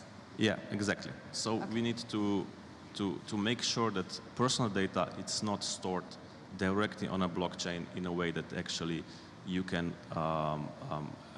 view it or read it so that somebody else have access to it if they don't have permission to view it. And this is usually solved in private blockchains because, yeah, they are meant for the enterprises. Yeah, there was a war of private and public blockchains a while ago. You would like to add something, Jan? Yeah, I wanted to say exactly that, as Tomasz said, that we have to differentiate between public chains and permissioned and private chains. And also on the first question that was about is blockchain the solution, we must not forget about cryptography as such, because what cryptography does is it protects the user very much. And I'm not familiar in specific about the acts you mentioned, but what I hear continuously about regulation of the blockchain is still, I think it comes from USA, and the, let's say, this USA reputation of trying to get a backdoor into any system. So as far as I heard about these regulations, they, us as, let's say, gatekeepers of, that we make the systems that users use, we should provide governments to, let's say, backdoors or access to this data. And here is where I think there's a problem with this regulation, because it's not wise, if you ask me, to regulate a technology and regulate it in a way that goes contrary to its nature. If we have a backdoor to cryptographic data, and as such, there's no cryptography and privacy and all the things we basically were talking about before does not exist anymore. Okay, Jure. Yeah, I would definitely like to comment. This is a hot topic to debate. Okay, so first we have the public blockchain, we have the private blockchain. So okay, on the private you have the control, you have delegation and stuff like that. But the essential part of the public ones is that they are public. And there is no entity owner that can really regulate this, because right now I can power up the laptop and add some data. It can be a personal data of you guys with a picture attached. And who's going to delete that? Okay, we need to hard fork the network. I mean, there's not a single person that can just trigger a switch and go revert the blockchain timestamps and stuff like that. So this is about debating if we should regulate the protocol level of in the nature of the open blockchain. You just cannot do it. It's not possible. For example, as a founder of open source networks, at some point, I lost control. I mean, I didn't have it in the first place because it's an autonomous network. I can shut down my part of the infrastructure and the network will still live. And the data will still be there, and every new participant that will join the network will get a copy of everything that was going on in the last 5 years. And you just don't regulate that because you can't. And how can you actually put a backdoor into a public blockchain? What does it mean? To calculate all the private keys in advance and have them stored on some government server with some, sorry to say it, dumbass protecting those keys, is just not going to happen. It's not viable, so we shouldn't even look for solutions in this area. Okay, I'm not sure that the MiCA panel will actually agree with you, and it will be very interesting to hear how to regulate the centralized systems. But I also have a question for Alan, because MiCA will affect Europe. And yeah, there is also some regulation overseas, but it is different. How do you think it will affect your community, the crypto assets holder community? Do you think that they will maybe not be so interested in the cryptos? Well, I think that regulation is a peculiar topic that overshadows something else, which is called standardization. As somebody that has to deal with all these blockchains and all these different crazy ideas, some projects don't understand that being different makes life really, really hard for somebody that has to support your project. And as a creator of a hardware crypto wallet, well, thankfully, regulation is something we don't care about. It doesn't concern us. We don't sell anything. We don't sell crypto. Those guys have to do that hard work. The only thing that I can think about is handling personal data of the customers, which is deleted, which is not ever exposed. We don't track the devices. There's no serial number. So GDPR, okay. Standardization that nobody talks about is the problem. Because everybody would like their project to be included, their token to work, their whatever network, and they have all different APIs. So somebody has to involve a lot of time to do the basic fundamental interface to their product, because there is no standard. People just copy the code, they even use the same address formats, and this is the problem that the users are having. Regulation, well, we have regulation. Try to send money to IBAN account in Hungary. I just picked a country. Of a real case. So you are sending the money to a bank account, IBAN bank account in European Union because somebody scammed you to pay a fake invoice. Try to get it back. This is regulation in place for how many years? 50? 40? Does it help? No. In practice, doesn't help because you will probably lose your money. Where standardization will help everybody. It will help people not losing money because finally somebody will get the concept that using the same address format for two different blockchains is not a perfect idea because users don't know about it. And they will lose money, not because of regulation, but because of standardization, which is lacking. So my topic would be, guys, let's go for some standards. Let's at least standardize the tickers of the coins. This is the basic fundamental stuff. And while we can call it regulation on that level, but I'm all in for regulation of standardization where everything else has to, well, stay in the spirit of blockchain, which has been invented to not have regulation on a certain basis. But we certainly need regulation on a basic stuff that would make life easier for everybody here. Yes, I see that all of you agrees here, and maybe Tomasz, Jan, I know that you are involved in some in these processes. Maybe you would like to add something to this standardization topic. Maybe Jan, because you're actually developing stuff. Okay. Well, I'm not the right person from our company to talk about this, but we are a partner of EPSI, European Blockchain something. Yeah. Yeah. And working group, yeah, for the SSI. Yes, and two of European our Blockchain colleagues. Partnership. Yeah, sorry. And two of our colleagues are in this expert group working tirelessly for about, what, a year and a half now, 2 years now, to standardize this stuff. But as I know, regulation, even in Slovenia or even in small companies, take a while, and I'm not the one defending it, but I know about what they tell me. It's a lot of stuff and a lot of actors, especially on EU level. So it takes some time. Okay, so something is happening also in this area. So hopefully some standardization will happen soon, and that this will be also the topic for discussion in the future.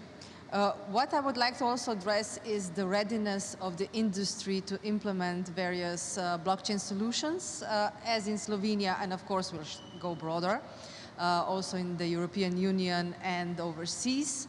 And maybe, I don't know, Tomi, how it is, you're working with various partners, how blockchain technology is perceived when you are talking about the Tourism 4.0 that actually implements also other progressive technologies?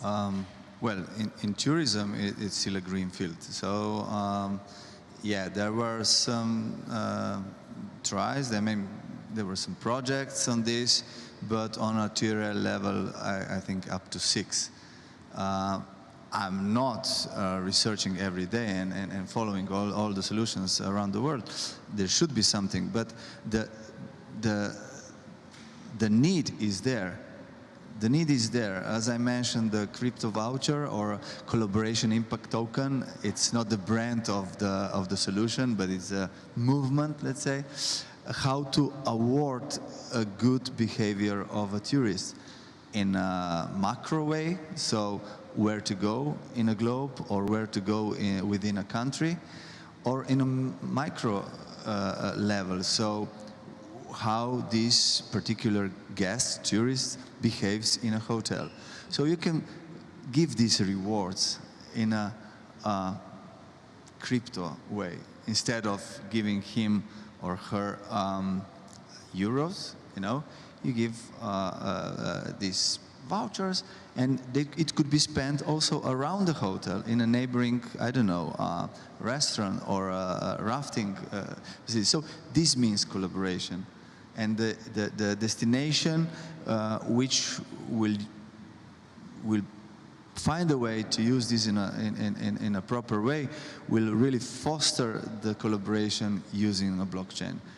Because I'm still a kind of blockchain idealist from the very beginning, where this was a very bold idea, and there was no real money attached to this, but so I still think blockchain can be used for the people and not just on a financial market.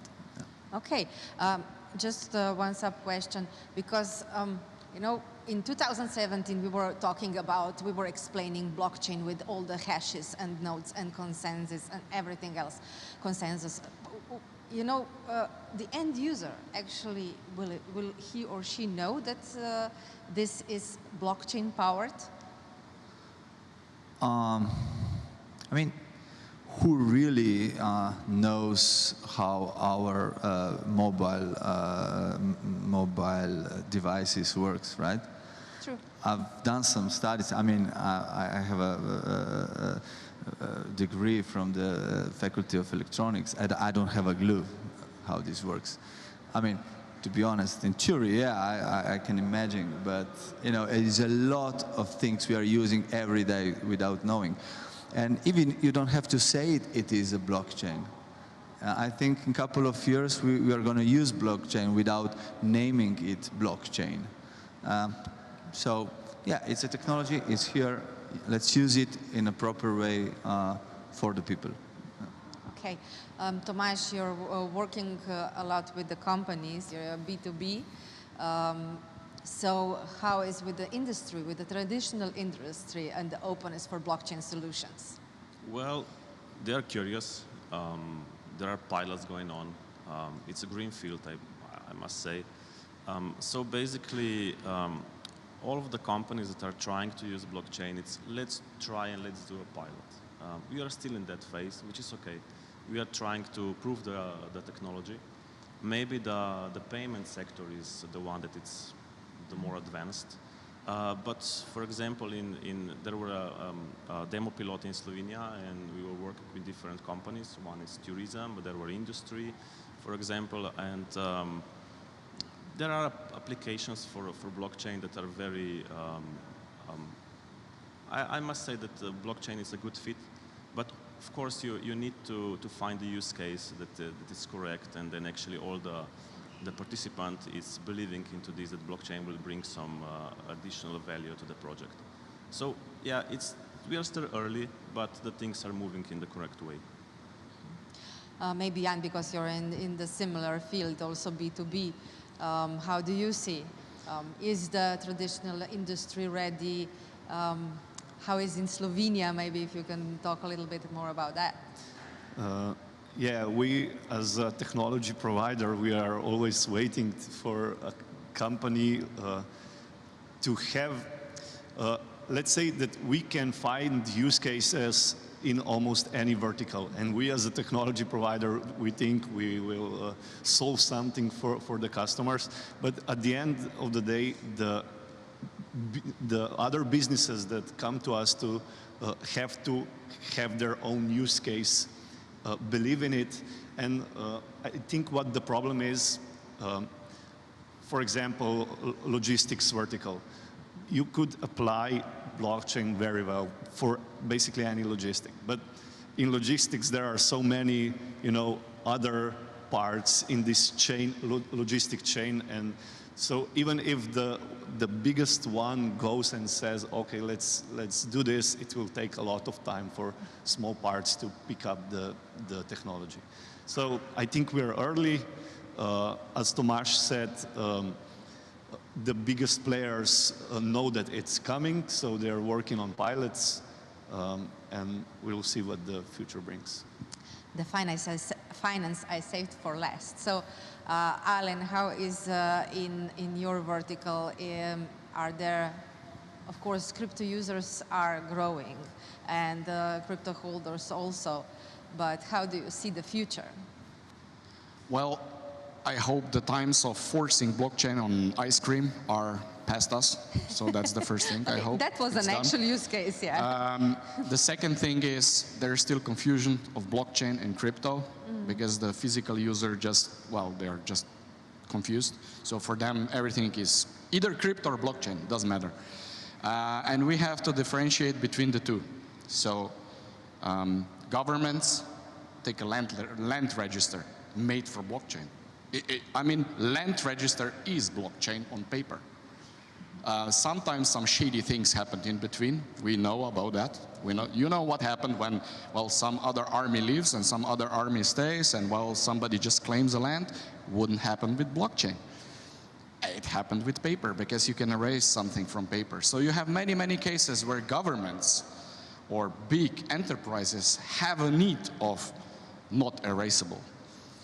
Well, maybe not all would agree. Maybe sometimes they want to erase something. But that's one vertical that I'm sure should be exploited very quickly because it's there. Then you take the companies that had all these crazy ideas. We have to go in blockchain, it's a lot of money. As I said, hopefully that passed.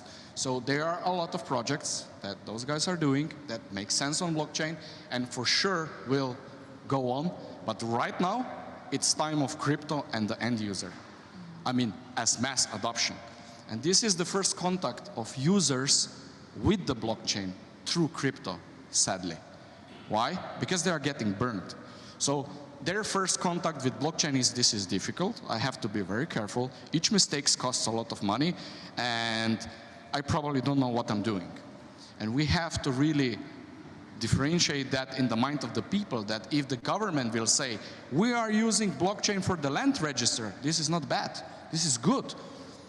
It will not cause them concern. It will be much better because everything will be trackable. So the main thing for the next couple of years would sure be the end user, while the enterprises are following through, and then we have to just wash the image of blockchain not being only crypto.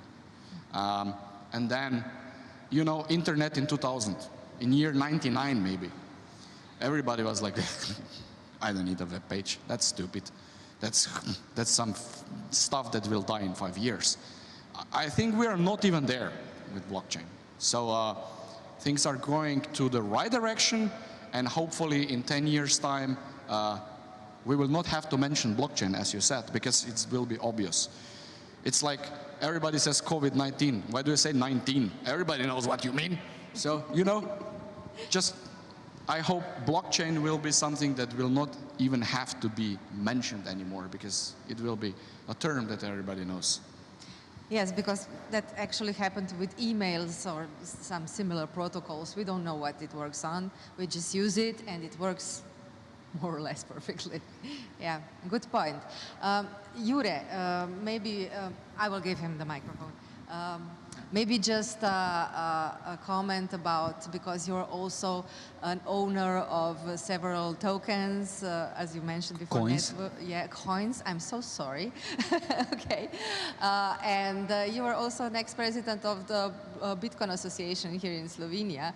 So you are in contact with community that actually uses this cryptos and gets burned and so on. How do you see the future of blockchain? Ooh, this is the tough question. Hopefully I will not hijack the panel, because it's going to take me a while to address this one. Yeah, the crypto community is a really, really, really funny thing.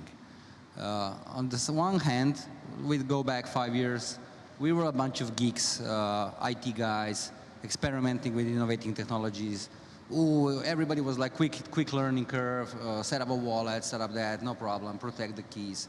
So it was like a geek space. So, but for us geeks, it's really, really hard to step out of this geek box and address a common person that doesn't really want to know all these technical mumbo-jumbo private keys. Like with my presentation, you see I have a big problem going out of the box and finding an elevator pitch for the crypto water project. But I go rambling about private keys and how it's important and why are they used and stuff like that. So, and we have the same problem here today. We have these communities that are driven, managed, run by experts in their own field, and they are trying to address the common person, common man, the way they're going to understand it. But in technical, we got this already covered with the telephone. Do we actually understand how it works? Yeah, we geeks get it. You know, we get it how the internet works. We get it all. But for common men, you don't really need to understand. You just need to highlight the specific things that are important for the end user. In case of wallets and cryptocurrencies, it's the private keys and those backup words that we have with the wallets. And let's not complicate things with nodes and servers and light clients and stuff like that. But for IT people, it's really, really hard to get out of this box. So I think when people are going to be, we, the leaders of the communities, are going to find a way to address the common person in simple terms, without confusing them with all the technical mumbo-jumbo. I think the mass adoption is going to go into super hyperdrive. And if I continue this, let's say 5-year template with running the Blockchain Bitcoin Association Slovenia, which I don't anymore, now everybody's just focusing on getting on exchanges, getting money on exchanges, buying some shitcoins, or sorry for the word, and that's it. And nobody really cares about it. But 5 years ago, everything started with a wallet and the basic understanding of what a wallet is and what is important for that wallet, for user to have a safe, secure wallet. And we need to go back to the roots where we started and continue, but because at some point we just skipped a couple of things and just go straight to this speculative environment that we are now living. When I joined crypto space, we were like, say, maybe 80% of people just wanted to make money, 20% were super innovative technology people looking for ways beyond fintech in the blockchain space. Today, it's 99% gambling and 1% innovation. So I'm trying my best to be like a little role model to see what kind of people we have around us, and hopefully we can bring blockchain use cases beyond speculation even further. And yeah, mass adoption is coming, it's here. Our communities are growing every day. This regulation and taxation triggered a lot of interest because it was like a silent mode for 1.5 years. Now the taxes are on the topic, and of course everybody's interested. Right? And we can, but this is also a good thing because at the end of the day we got a little filter now that has exposed, along with COVID, exposed as well a couple of things. Who are people really driven in terms of they care about changing the world for blockchain, or they just ego-driven and profit-driven a-holes? I'm sorry, but this is the naked truth.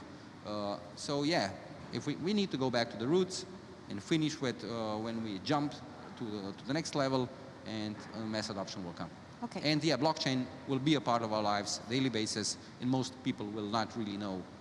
Like they don't know there's 65,000 TCP ports running the internet. They just know it's the internet, it's a website. Thank you. Okay. Surely, but slowly we are maturing as an industry, also as a community. Luca, as we mentioned before, the financial use case of blockchain was the first use case. Of course, it is the most understand it, and also the most projects are linked to it. How do you see the adoption of blockchain technology? So yeah, as it was mentioned before, it is very important to separate blockchain as a technology and crypto as one of the applications of that technology. And sometimes people just think it's one and the same thing, but it's not. In this case, I mean, going a little back to regulation, for example, MiCA regulation applies to crypto only, not really blockchain technology as such. And also, why is that? Is because, as you've mentioned, the most money, hence the most interest of 99% of the people is in crypto and not in blockchain. This will, I believe, it will change, but it also brings it to finances. I mean, also dot-com bubble was mentioned. So in the 90s, when it started, a lot of money was put in it and lost there. But out of that, great companies, great technologies, and great use cases came out of it. And there were thousands of those companies, and today we see that mostly is driven by the big ones that we know from Silicon Valley, more or less. It was the same with the industry revolution. It was the same with car manufacturers. There used to be thousands of car manufacturers. Now everyone knows all the brands that do that. And again, there was tons of money put into that. Back then there weren't VCs, today there are VCs. So basically, these are I like to look at it that the rich guys are losing money that in a way that the technology will be developed further on. I mean, we as a company, we do focus mostly, not solely, but mostly on cryptocurrencies, because we are trying to provide use cases for the users of cryptocurrencies. But we also believe that there are many applications of blockchain technology itself that has nothing to do with crypto, And I mean, as we were talking about Witness land today, registry, yeah. and Okay. witness today.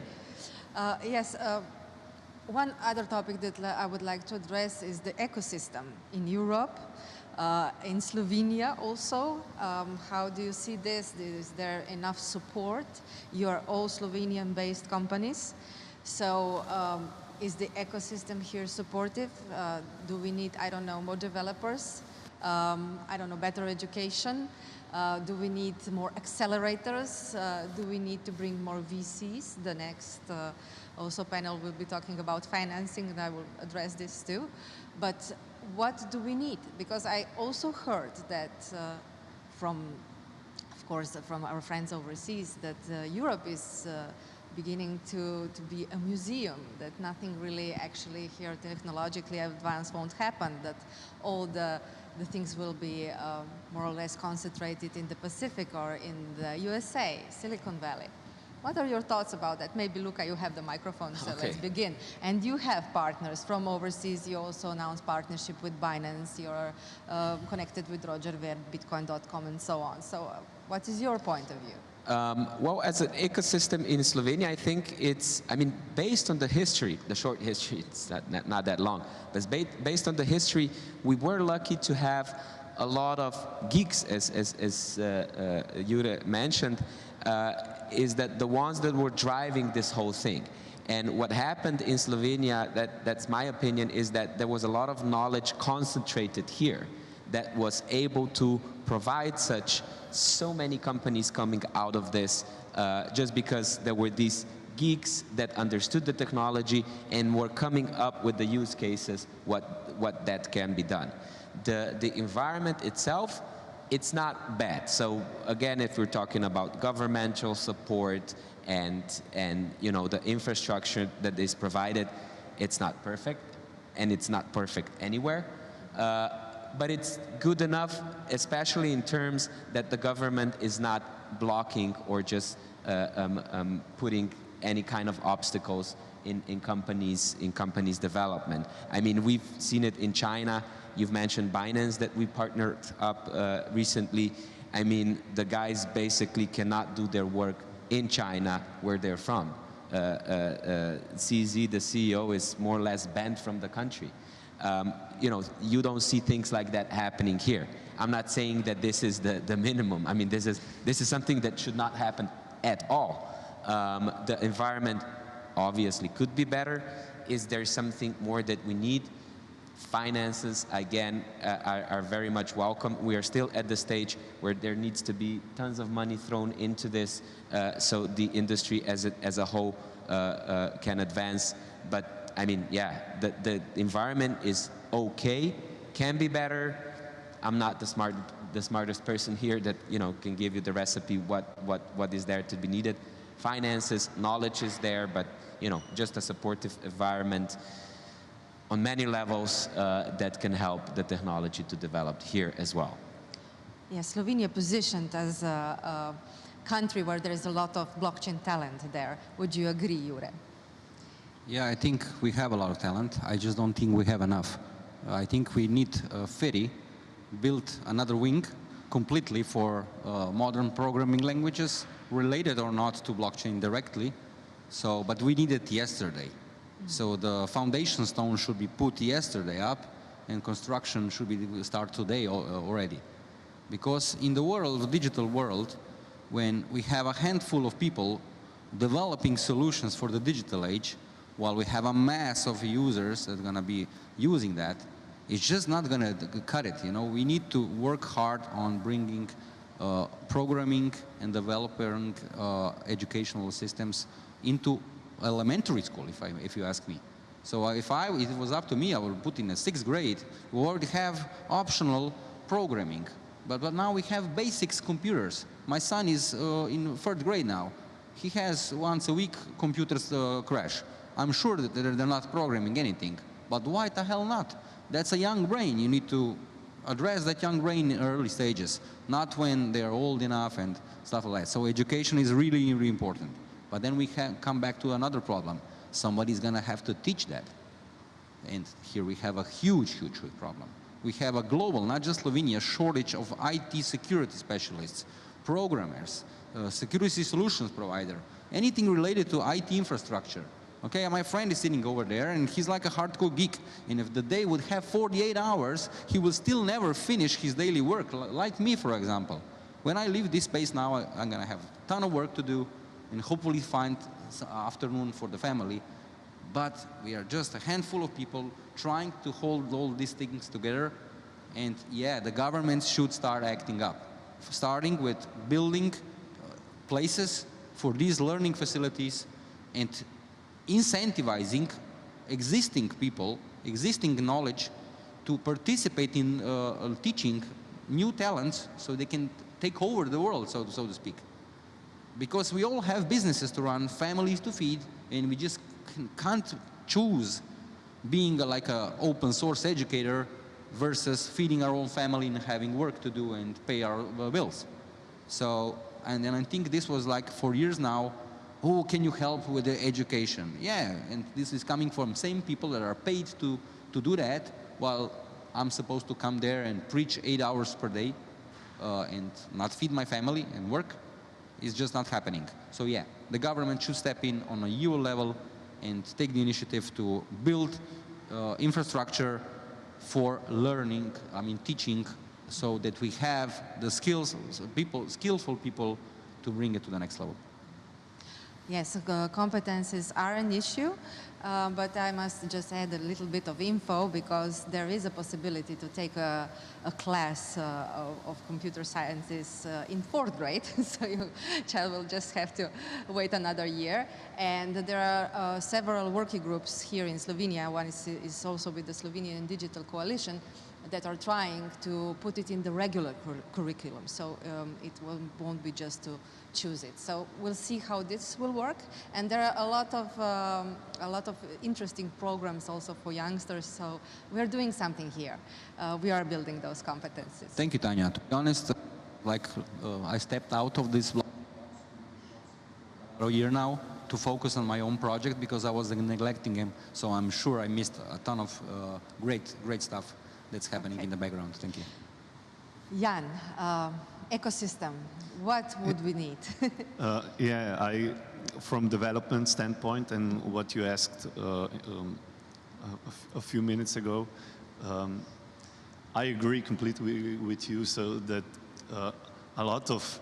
we need a lot more programmers. But I'm not sure that blockchain developers will per se help the ecosystem as such, so, or the industry advancement or blockchain adoption and stuff.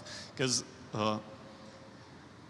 if we are skilled in modern languages as developers, there is no real problem switching to blockchain programming or development of smart contracts and stuff. And the stuff we're building in our company is, we are blockchain research and development company, but the development as such is only, let's say, 20% of it is blockchain development. So the other components are still not Solidity blockchain development related. So I think the industry has to get there, and then we'll need more blockchain developers, and they will come, because if industry will pay them, they will come. Because right now, I know a few the best blockchain developers in Slovenia are probably working for some foreign DeFi project and get paid, US and UK money. Yeah, not Slovenian. So we need real projects with a budget, and there will be no problems getting the developers. I think so. So adoption and industry, blockchain industry support. Okay. Tommy, how do you see what is lacking here, or what is the challenge of the ecosystem, and what is done right in Slovenia and of course in Europe and globally? Okay, is this going to be recorded? So, no, I'm not going to just criticize, but of course Slovenia is a small country with a very small market and a and 2 million population, right? So we don't have a critical mass either in one or other field.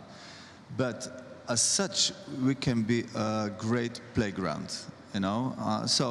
It's much easier to adopt new legislation or to test the new legislation based on blockchain or whatever in Slovenia than in Germany, France, or US. Of course, the impact, the consequences are much smaller, and it's manageable. So, yeah, if there are any politicians listening to this, so I would say we need more IT guys, and to avoid shocks like recently, where the best faculty for informatics had to reduce the number of students because of the lack of the financing. This should be a shame of the national shame. So we need twice more students, not 5% less, right? And the clever people in the governmental body should see finally what's going on, and we should really promote this from all generations, not only IT, you know, also natural sciences, mathematics, physics, etc. So this is where Slovenia was very strong 30 years ago, and we are going down. So we still have great individuals, as it happens in basketball, volleyball, hockey, wherever, you know, sports. But as of course, global power, you know, we don't have this. So we can be very good in specific niches, and yeah, government should do something that to foster environment where we can be a test bed, and we can deploy and validate new models, new business models, new technologies. This is our great opportunity. Yeah. Tomasz? Also, the same question, challenges. Maybe what we're also doing right, Europe and Slovenia. Okay, let's begin with this transition from classic development to blockchain development. It's quite a steep learning curve, a lot of new tools to learn, and the mindset of the developers needs to change a lot, because in particular if you're developing for the public blockchains, because you have to understand that mistakes that you actually add to your code or code basically can have catastrophic consequences. So this is things that for young developers can be quite let's say, quite difficult to understand. The other stuff, if we are going back to the classic development, we are a classic development company. We are not working only on blockchain. We have different projects in healthcare and work in industry and so on. Yeah, the lack of developers, it's a huge problem right now. Plus, our customers and the government and everybody need to understand that the market is open. In Slovenia, we have companies that have like 400 or 500 millions of capital, and they are willing to get our developers. So basically, if they want us to work for the government, they need to do something on their side as well. They need to understand that basically everything is going on and going up, and this is getting quite a problem for us. And I think it's going to be a problem for them as well, for putting it in a short way. Okay, thank you. Alan, as I see here, the lack of developers is a serious issue, but as I'm acquainted with the subject, this is not something that is unique for Slovenia, it's something that is unique for Europe as well. So maybe if you could address a little bit that, and the ecosystem, the whole ecosystem, do you see it as supportive? We see that, yes, universities should have more students in those fields and so on. What else? Well, let me put down an example. So every single company sitting here today is basically being farmers in the middle of Gobi Desert trying to raise salad. In the middle of the Gobi Desert. There's no water, there's no farmers, there's no infrastructure, there's no money, there's no trucks, there's no nothing. This is how it feels to be a developer in Slovenia. Because let's say not Silicon Valley, let's say in US, you just go outside on the street, you have everything. You have visibility. How much do you need? 4 million? That's like risk capital. Like risk capital is much less than that. You have all the companies, you have all the scouts, you have all the newspapers, the television, and the mass market of 500 million in one country speaking the same language. And then here we are, excellent companies from Slovenia, which is usually placed somewhere in Russia, trying to sell a security product to a global market where everybody is like, who the hell are those guys? I never read about them in Forbes magazine. Well, of course you didn't, because we didn't pay $50,000 for a magazine ad, because we will probably not get a tax cut for that, right?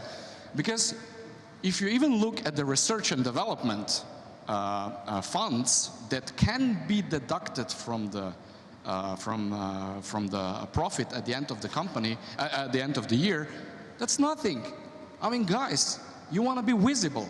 You need $1 million to be visible when you already have an excellent product, when you already have solved the puzzle. You need $1 million to even stand out of the crowd. And this is something that in our environment doesn't work. Because as all people here mentioned, we are losing people. Ever heard of, oh, this excellent US programmer came to Slovenia because somebody hired him? Well, obviously not, because just do the math. It doesn't work. So everything that those guys succeeded is a miracle. It's exactly the same as the sport athletes from Slovenia. How they do it, I don't know. Somehow they do it. The whole money available for sport in Slovenia is probably for, we would probably not be able to buy one good NBA player. One. And there we are. And exactly the same with blockchain. We have all these different magical companies with excellent ideas and people, but we are out there in the Gobi Desert. So please, somebody build the road to us, give us some help, and not just try to strangle us at the immediate moment when you see success. Because if somebody succeeded the first year and makes some money, that money has to go toward new developers and new marketing strategies and whatever, and not toward thank you very much for your contribution, because we cannot succeed in such environment. And this is what usually happens. Excellent idea that just stays excellent idea in Europe, and just a couple of them can succeed on the worldwide market because, well, you need a lot of luck. And well, that would be my take on that. So I will not go deeply in that. I know that topics as education, curriculum, I'm not even going to comment on that. Because simply said, education is one, doing something on blockchain is something completely different. Until the point where people from universities will spend 2 years in a company, still being in university, I'm sorry, but we are not competitive. And this is the usual scenario. But I have here a question. Would you be, keen on doing that? Because does Slovenian companies have the resources to take somebody at the last 2 years of the study and actually provide mentorship and contribute to the learning curve? The thing is that that's actually the entry point for all big companies. If you go study in Austria, in Germany, you will be in the 3rd year of university, somebody will already approach you. There will be Siemens saying, oh, you are good with electronics, come, do a practice with us. So they learn your skills, because why? When you employ a person, you are throwing away money, for 6 months to get to know him. And of course, you're not gonna pay a huge amount of money to a person to know him. But once he's very good, well, he's bye-bye to some foreign country. And this is the problem you can solve with that. So prospective students in universities work under fair conditions with healthcare, with everything, for a regular pay, can prove themselves. And once they prove themselves, you are ready to pay huge amount for money for them. I have no problem whatsoever paying huge amount of money right now to any developer showing his great skills to us in the company. No problem whatsoever. Sadly, no, not there. That's the problem. You have to raise them. And the cost of raising them, it's yours, because universities didn't do good job. And you have to take this cost to yourself, and this is why companies are not very eager to just take anybody from the university and pay them huge amount of money, because, well, you don't know what they can do, and you have your expenses and costs and everything else on a global market perspective. So imagine, you are competing against companies, as already mentioned, that can pay $8,000 a month, no problem, if somebody shows knowledge. So how do you hold this kind of person in Slovenia? Well, I don't have answer to that, but hopefully somebody will think about it. Yes, this is a problem that is also bigger than just blockchain technology sector. This is something that really happens on the level of the state in all the sectors, I think. And yeah, we should think of a strategy, what to do to bring this, how do you say, experts, Slovenian experts back. Maybe, Tomáš, you're also working with young, with perspective, how it is, you know, maybe you can add something to what Alan said. Well, actually, we always have a few students working with us, and we're building them up. And then, of course, we hope they will stay with us. We believe in young people. We give them knowledge. We pay them fair. But yeah, it's actually, you never know what's going to happen. Even, you know, it could easily happen, and young people stay with you 3, 4, 5 years, and they are just curious. They want to see how it is working for somebody else. This is normal, you know. Never close the door, wish them luck, and if they want to come back, they're always welcome. So this is my philosophy in this case.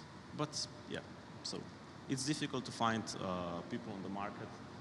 Raising them, maybe it's the best approach. Okay. Would you like to add something, Tommy? I think what we are, you know, in Slovenia, we have quite a high quality of living, and young people are not aware of this. Old people like me, we are very aware of this. So I think this is a thing where eventually all these great guys will come back to Slovenia one day, but we have to, you know, grow this environment in a way that it will really be a good quality of living, not decreasing quality of living. I think all young people in Slovenia, but even us, we live in a kind of comfort zone. In US, you have to fight from the beginning. You have to fight for the good school. You have to fight for the university. You have to pay a large amount of money to get to the university. When you come out of university, you'll be well paid, $100K per year. It's initial payment, you know. In Slovenia, it's all free, and we have still quite a good school system, which could be improved, always. But you know, and it's a comfort zone. Why should I, you know, work a lot during my student age? You know, so I think we are dealing with this. We have to, you know, live with this and try to go on with all this environment we have. Maybe a shout out to a young community. If you are listening to this, those guys are willing, you know, to employ you if you will be in the IT sector. And, you know, this is something, this is an opportunity, this is something that you should use. The last topic, oh, okay, please. Yeah, I would just like to add something. Okay, you were always asking about if there's any good stuff to talk about. Okay. And we were just criticizing all the time. And this is it. This is it. We are talking openly, maybe a little bit aggressively. I like Alan's words. You know, Alan is super good, cool to listen from my perspective. You're from IT, you know, very direct. And so, yeah. this is the point. It's on file. Everybody's watching. So you just can't delete this now. We put up the problem. Now the state should get a solution. They are the money printers, so they can finance things we cannot on our own. So this is it. This panel This is the thing we are doing right, because we are openly debating, shouting, in fact, what problems we are facing. And the same thing that Alan mentioned. I got approached a couple of times to work as a task force for some Slovenian national company, nationwide blockchain project. I don't know what it's about fully yet. But at the same time, there was never a money talk. So either I work in private sector, pay my bills, or I just go pro bono freelance to advise some governments that are sitting there next to me, getting paid hefty amounts of money to just like, how do you say, stir air. So, yeah. Okay, that was pretty harsh. Yeah, the truth hurts usually, I mean all the time. Let's go to financing. Luca, you will be the first here because you had really very diverse sources of financing. You also did an ICO, and you also have VC money, if I'm informed correctly. And how do you see how hard it is to obtain the money for a blockchain project? But we must know, you are from the payments. This is the oldest use case on blockchain. The people are most aware about it. So please tell me your experience and what, in your opinion, we should do in this area. Well, as you've mentioned, getting money is incredibly hard. It's one of the hardest jobs within the company, and with no disrespect to the developers, because they do the work that makes sense and is out there, but somebody has to pay them. So if the project is still not self-sufficient, the project or the company needs to get financed. We, as I mentioned and you mentioned, we did it through equity investment, we did it through token sale. So basically we were trying to get any kind of money that we could. And it was extremely hard work. Dejan, who is the CEO, he's one of the best people in this that I know, yet every time it's a struggle. So, but if we kind of, draw the line from everything that they said, finances is something that at the end of the day will enable and help the company to succeed, because there are very few companies, especially in the tech sector and in blockchain, that can start really making money and sustain themselves from day one, if they're not, work for hire. So if they want to do their own product, everyone here knows that you do need to have some initial capital to do so. If you're lucky enough to have it by yourself, for whatever luck that you have out there, that is a start. So financial sources is something that at least gives the companies and the project more rate of success. And this is combined with the environment that supports that. In terms of government, it is combined also with the environment through private companies, because, for example, also BTC, for example, at the beginning invested into us, so you need to have players like that. And then there's hard work and hustle and sales and coming up with stuff. So my opinion is that without finances, it's barely impossible. What Jure is doing is incredible. This guy is working his ass off with very little reward, at least at the beginning. And if he would have financial support necessary for that, it would be much easier, and it would give him and the team a higher rate of possible success. But then again, some can do it easier, some can do it harder, but this is one of the things that, the environment itself should be more supportive. Again, how to do it, I don't know. I mean, these are the, strategy guys to come up with the system to support that. But if financing is there, it's much easier, because nobody likes to work for free. We have the whole panel about it, so I'm sure there will be some useful information. But yes, Jure, you're an enthusiast from the beginning. You were sitting in Kyberpipa, as I mentioned this morning. You were at those first meetups. Now you have this project, Crypto Water. How will you scale? How will you evolve? How How do you see this challenge of financing? Yeah, thank you, Luca. Oh, very, almost a little tear in the eye, a little bit. Yeah, it's been really hard for 5 years plus. Being that super geek guy that doesn't care about money, that I actually lost more money that I made in blockchain space. Looking back, I don't regret it. My conscience is clear. People see me how they see me. I just try to innovate, lead the community, maybe hopefully into the right directions. We have some more support now. We have the new president in Bitcoin Association Slovenia. But yeah, I need to step out of this box for a little bit so I could focus on my own projects. Because I was neglecting my own open source projects. They haven't received a penny out of anyone. So CryptoWater, it's a startup. It has a token. It's like an ICO. I just said I'm never gonna raise money for this project and then hopefully deliver something. And thankful God, I have trusted people around me that have pledged, let's say, enough money, so we built this. And today, we have a functional water facility. We just need to do the paperwork now. And we will have blockchain regulated water, also timestamped on blockchain very soon, hopefully, if all the paperwork is going to be in progress. Of course, if today a venture capital would come and give me $1 million or 100,000, our hard cap is 160,000. And of course, we would do wonders. We would have, I don't know, I can't even imagine what could be done with $1 million if we today have a fully functional product and it was about 20,000 euro.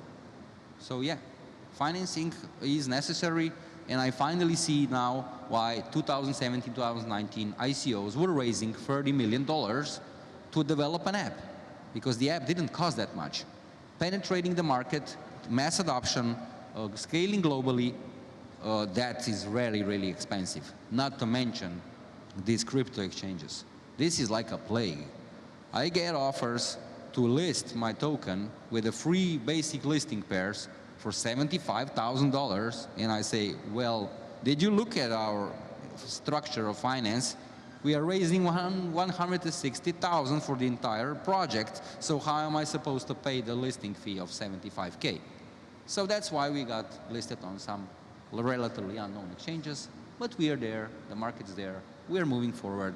I'm not stepping down from this one. You have to have a lot of heart to do this. Always do from the heart. Okay. Jan, we just mentioned white paper is not enough to raise money. How do you see, how developed must be the projects to be interesting for the potential VCs or other investors? I think Jure was talking about it for a different question, but I think, as you said, we are geeks and we see everything through technology.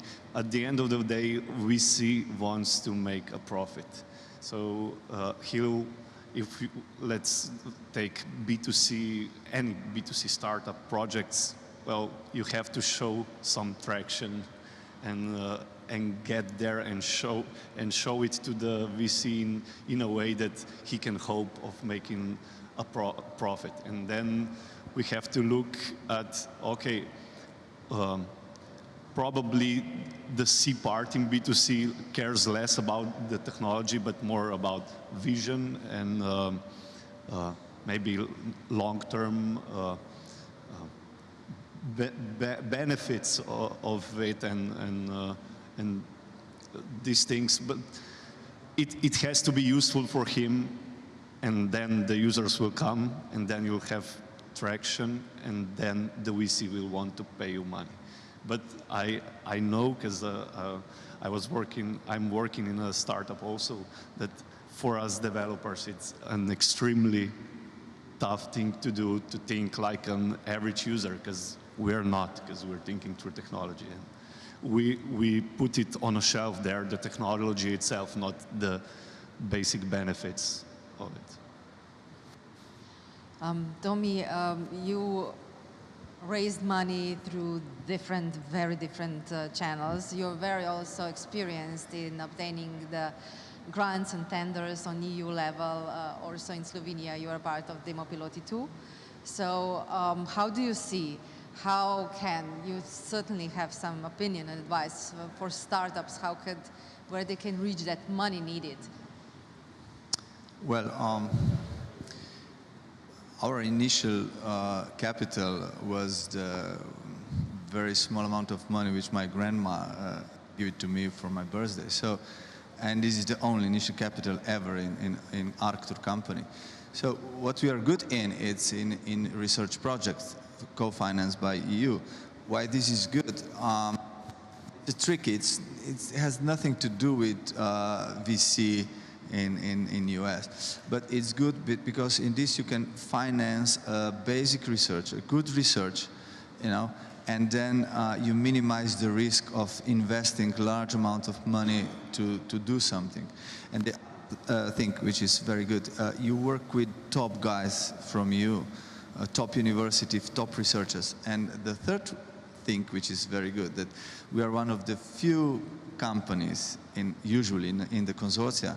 So we are the only one interested in IPR and bringing this to market. And the success rate, you wouldn't imagine, but the success rate even here is low. So one of three projects can get a result then which could be sold in a market. But yes, you gain lots of know-how and you bridge this gap. For startups in Slovenia, it's very hard to get EU projects because you need a network and you have to go 20 times to Brussels to network before you will be invited into the consortia. But, you know, it's the privilege of doing so, is that we don't have an owner, we don't have a fund somewhere to, you know, look over us. We don't have to report each month what are our financial whatever. So we are very independent, and this is also a very good feeling, and, you know, a feeling of the family. You are a family-owned company, and the people there are family and not just employees who are when the big guy will say, oh, reduce the amount of employees by 50%, you will do so. No, it's our kid, it's our child. So this is also one thing I have to mention, you know, to all these startups, try to build a company, but not to sell this company eventually, but to live in this company. As me, I'm living this for 30 years, and I'm enjoying each day going to my workplace, and I'm enjoying all projects, enjoying to share my experience with the young people, and enjoying to teach from them, you know, to learn from them, because they are really a great source of science and know-how. Tomasz, you're also part of Demo Piloti 2, so how do you see obtaining the needed finance to develop something? Well, our story is a bit different because we are not a product-oriented company, we are more service-oriented. So basically, we have a slow but steady growth. And basically, we were always able to self-finance ourselves. So basically, to put it in poor words, we earn enough to build our company, but basically this is a hard way. It's too slow to have international product or develop an international product, so on. So basically, but yeah, we have a different business model, and for now it's okay like this. Alen, I know that you're also looking for financing. How do you see this challenge? Well, we have been lucky. Our company is almost 20 years old, so spending money well earned in 20 years is the inside joke that we have thrown 3 years of our life away because of our project, and we should enjoy it, not just get the hardship. No, I'm joking a bit, but really, we have put our mouth where the money is. We have used our own money to do everything. As mentioned, everything is done in Slovenia. paying the fair prices. We didn't go to China and pay 5 times less because we cared for working with local teams, with local guys you can approach. And this had been tremendously positive because if you are doing a product, not a solution, it's very different. You have to have a local contact where you can just pick up the phone in local language and say, look, can you just make this a little bit different? And it wouldn't work in a global sense. But once you reach a point where you sell not one piece of your product per day, how it usually starts, then you maybe sell 5, then you say sell 10 and hundreds, and then you come to thousands. And once you come to thousands, as we are, things must change. And for things to change, you need money. There's a couple of ways you can choose. One, European funding. I mean, you are still the owner, but for the amount of money you are getting, the bureaucracy will be so amazingly huge that I met a lot of people saying no thank you. Based on one experience, they said, we struggled for 3 years, finally we got it, then we see how much documentation we have to do, and that's the time we could spend on development. No thank you anymore. So they don't use that anymore. The second one is VC. VC is getting in bed with somebody. So you better do your dating, you better take your time before you marry somebody, because he's gonna be there for you, for the good, and especially for the bad. So this is the way you have to be very, very careful to choose.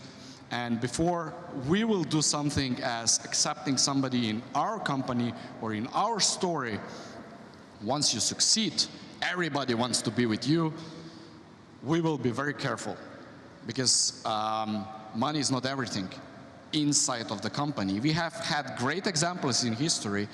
You know, everybody knows Apple. Steve Jobs was thrown out of Apple by people bringing in the money. How that worked, we know. They almost died like 50 times, right? So, and they had to bring him back. So it doesn't work always. But at some point, even if you have your own money, you will need something. You will need global money inflow, and this is sadly a situation where Slovenia cannot help. Because if you approach somebody and they say like, yeah, we can invest maybe 100,000 euros. I mean, 100,000 euros, that's like 2 ads in a great magazine. 2 ads.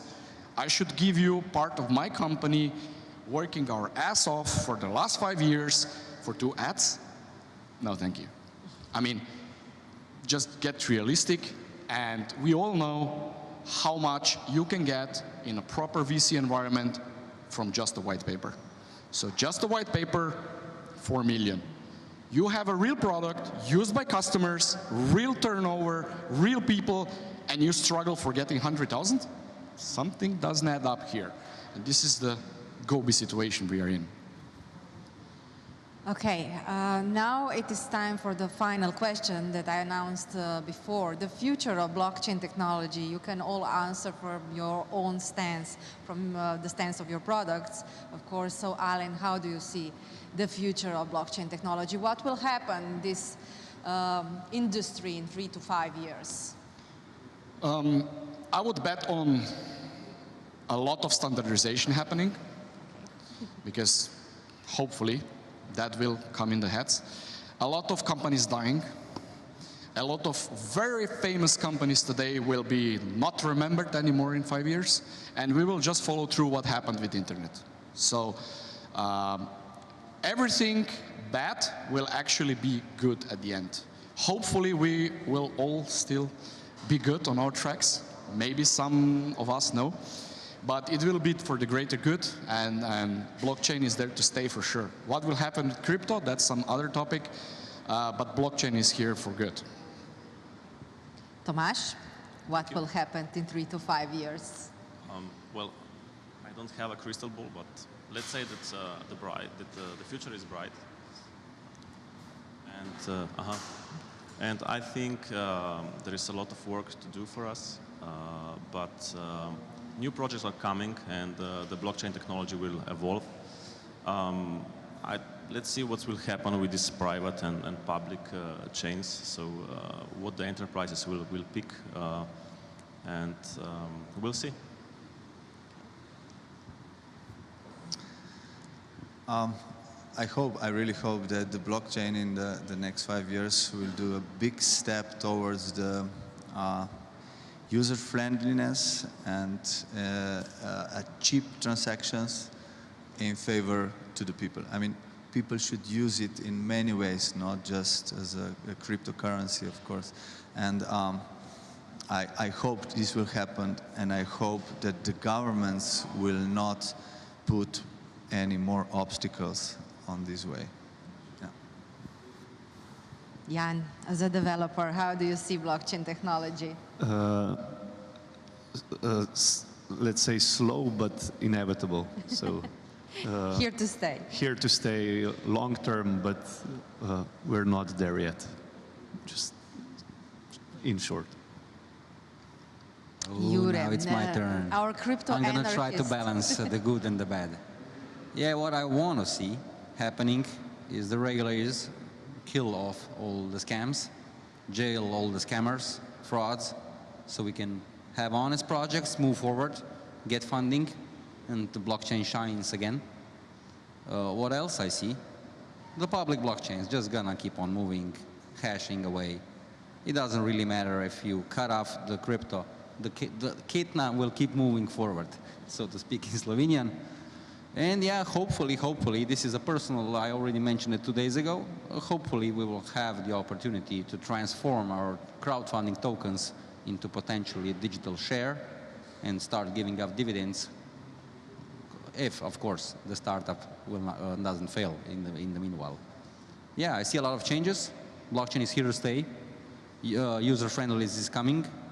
Most people are going to use it without even knowing it, like they do today the apps, without knowing what is behind them. And yeah, the future is bright.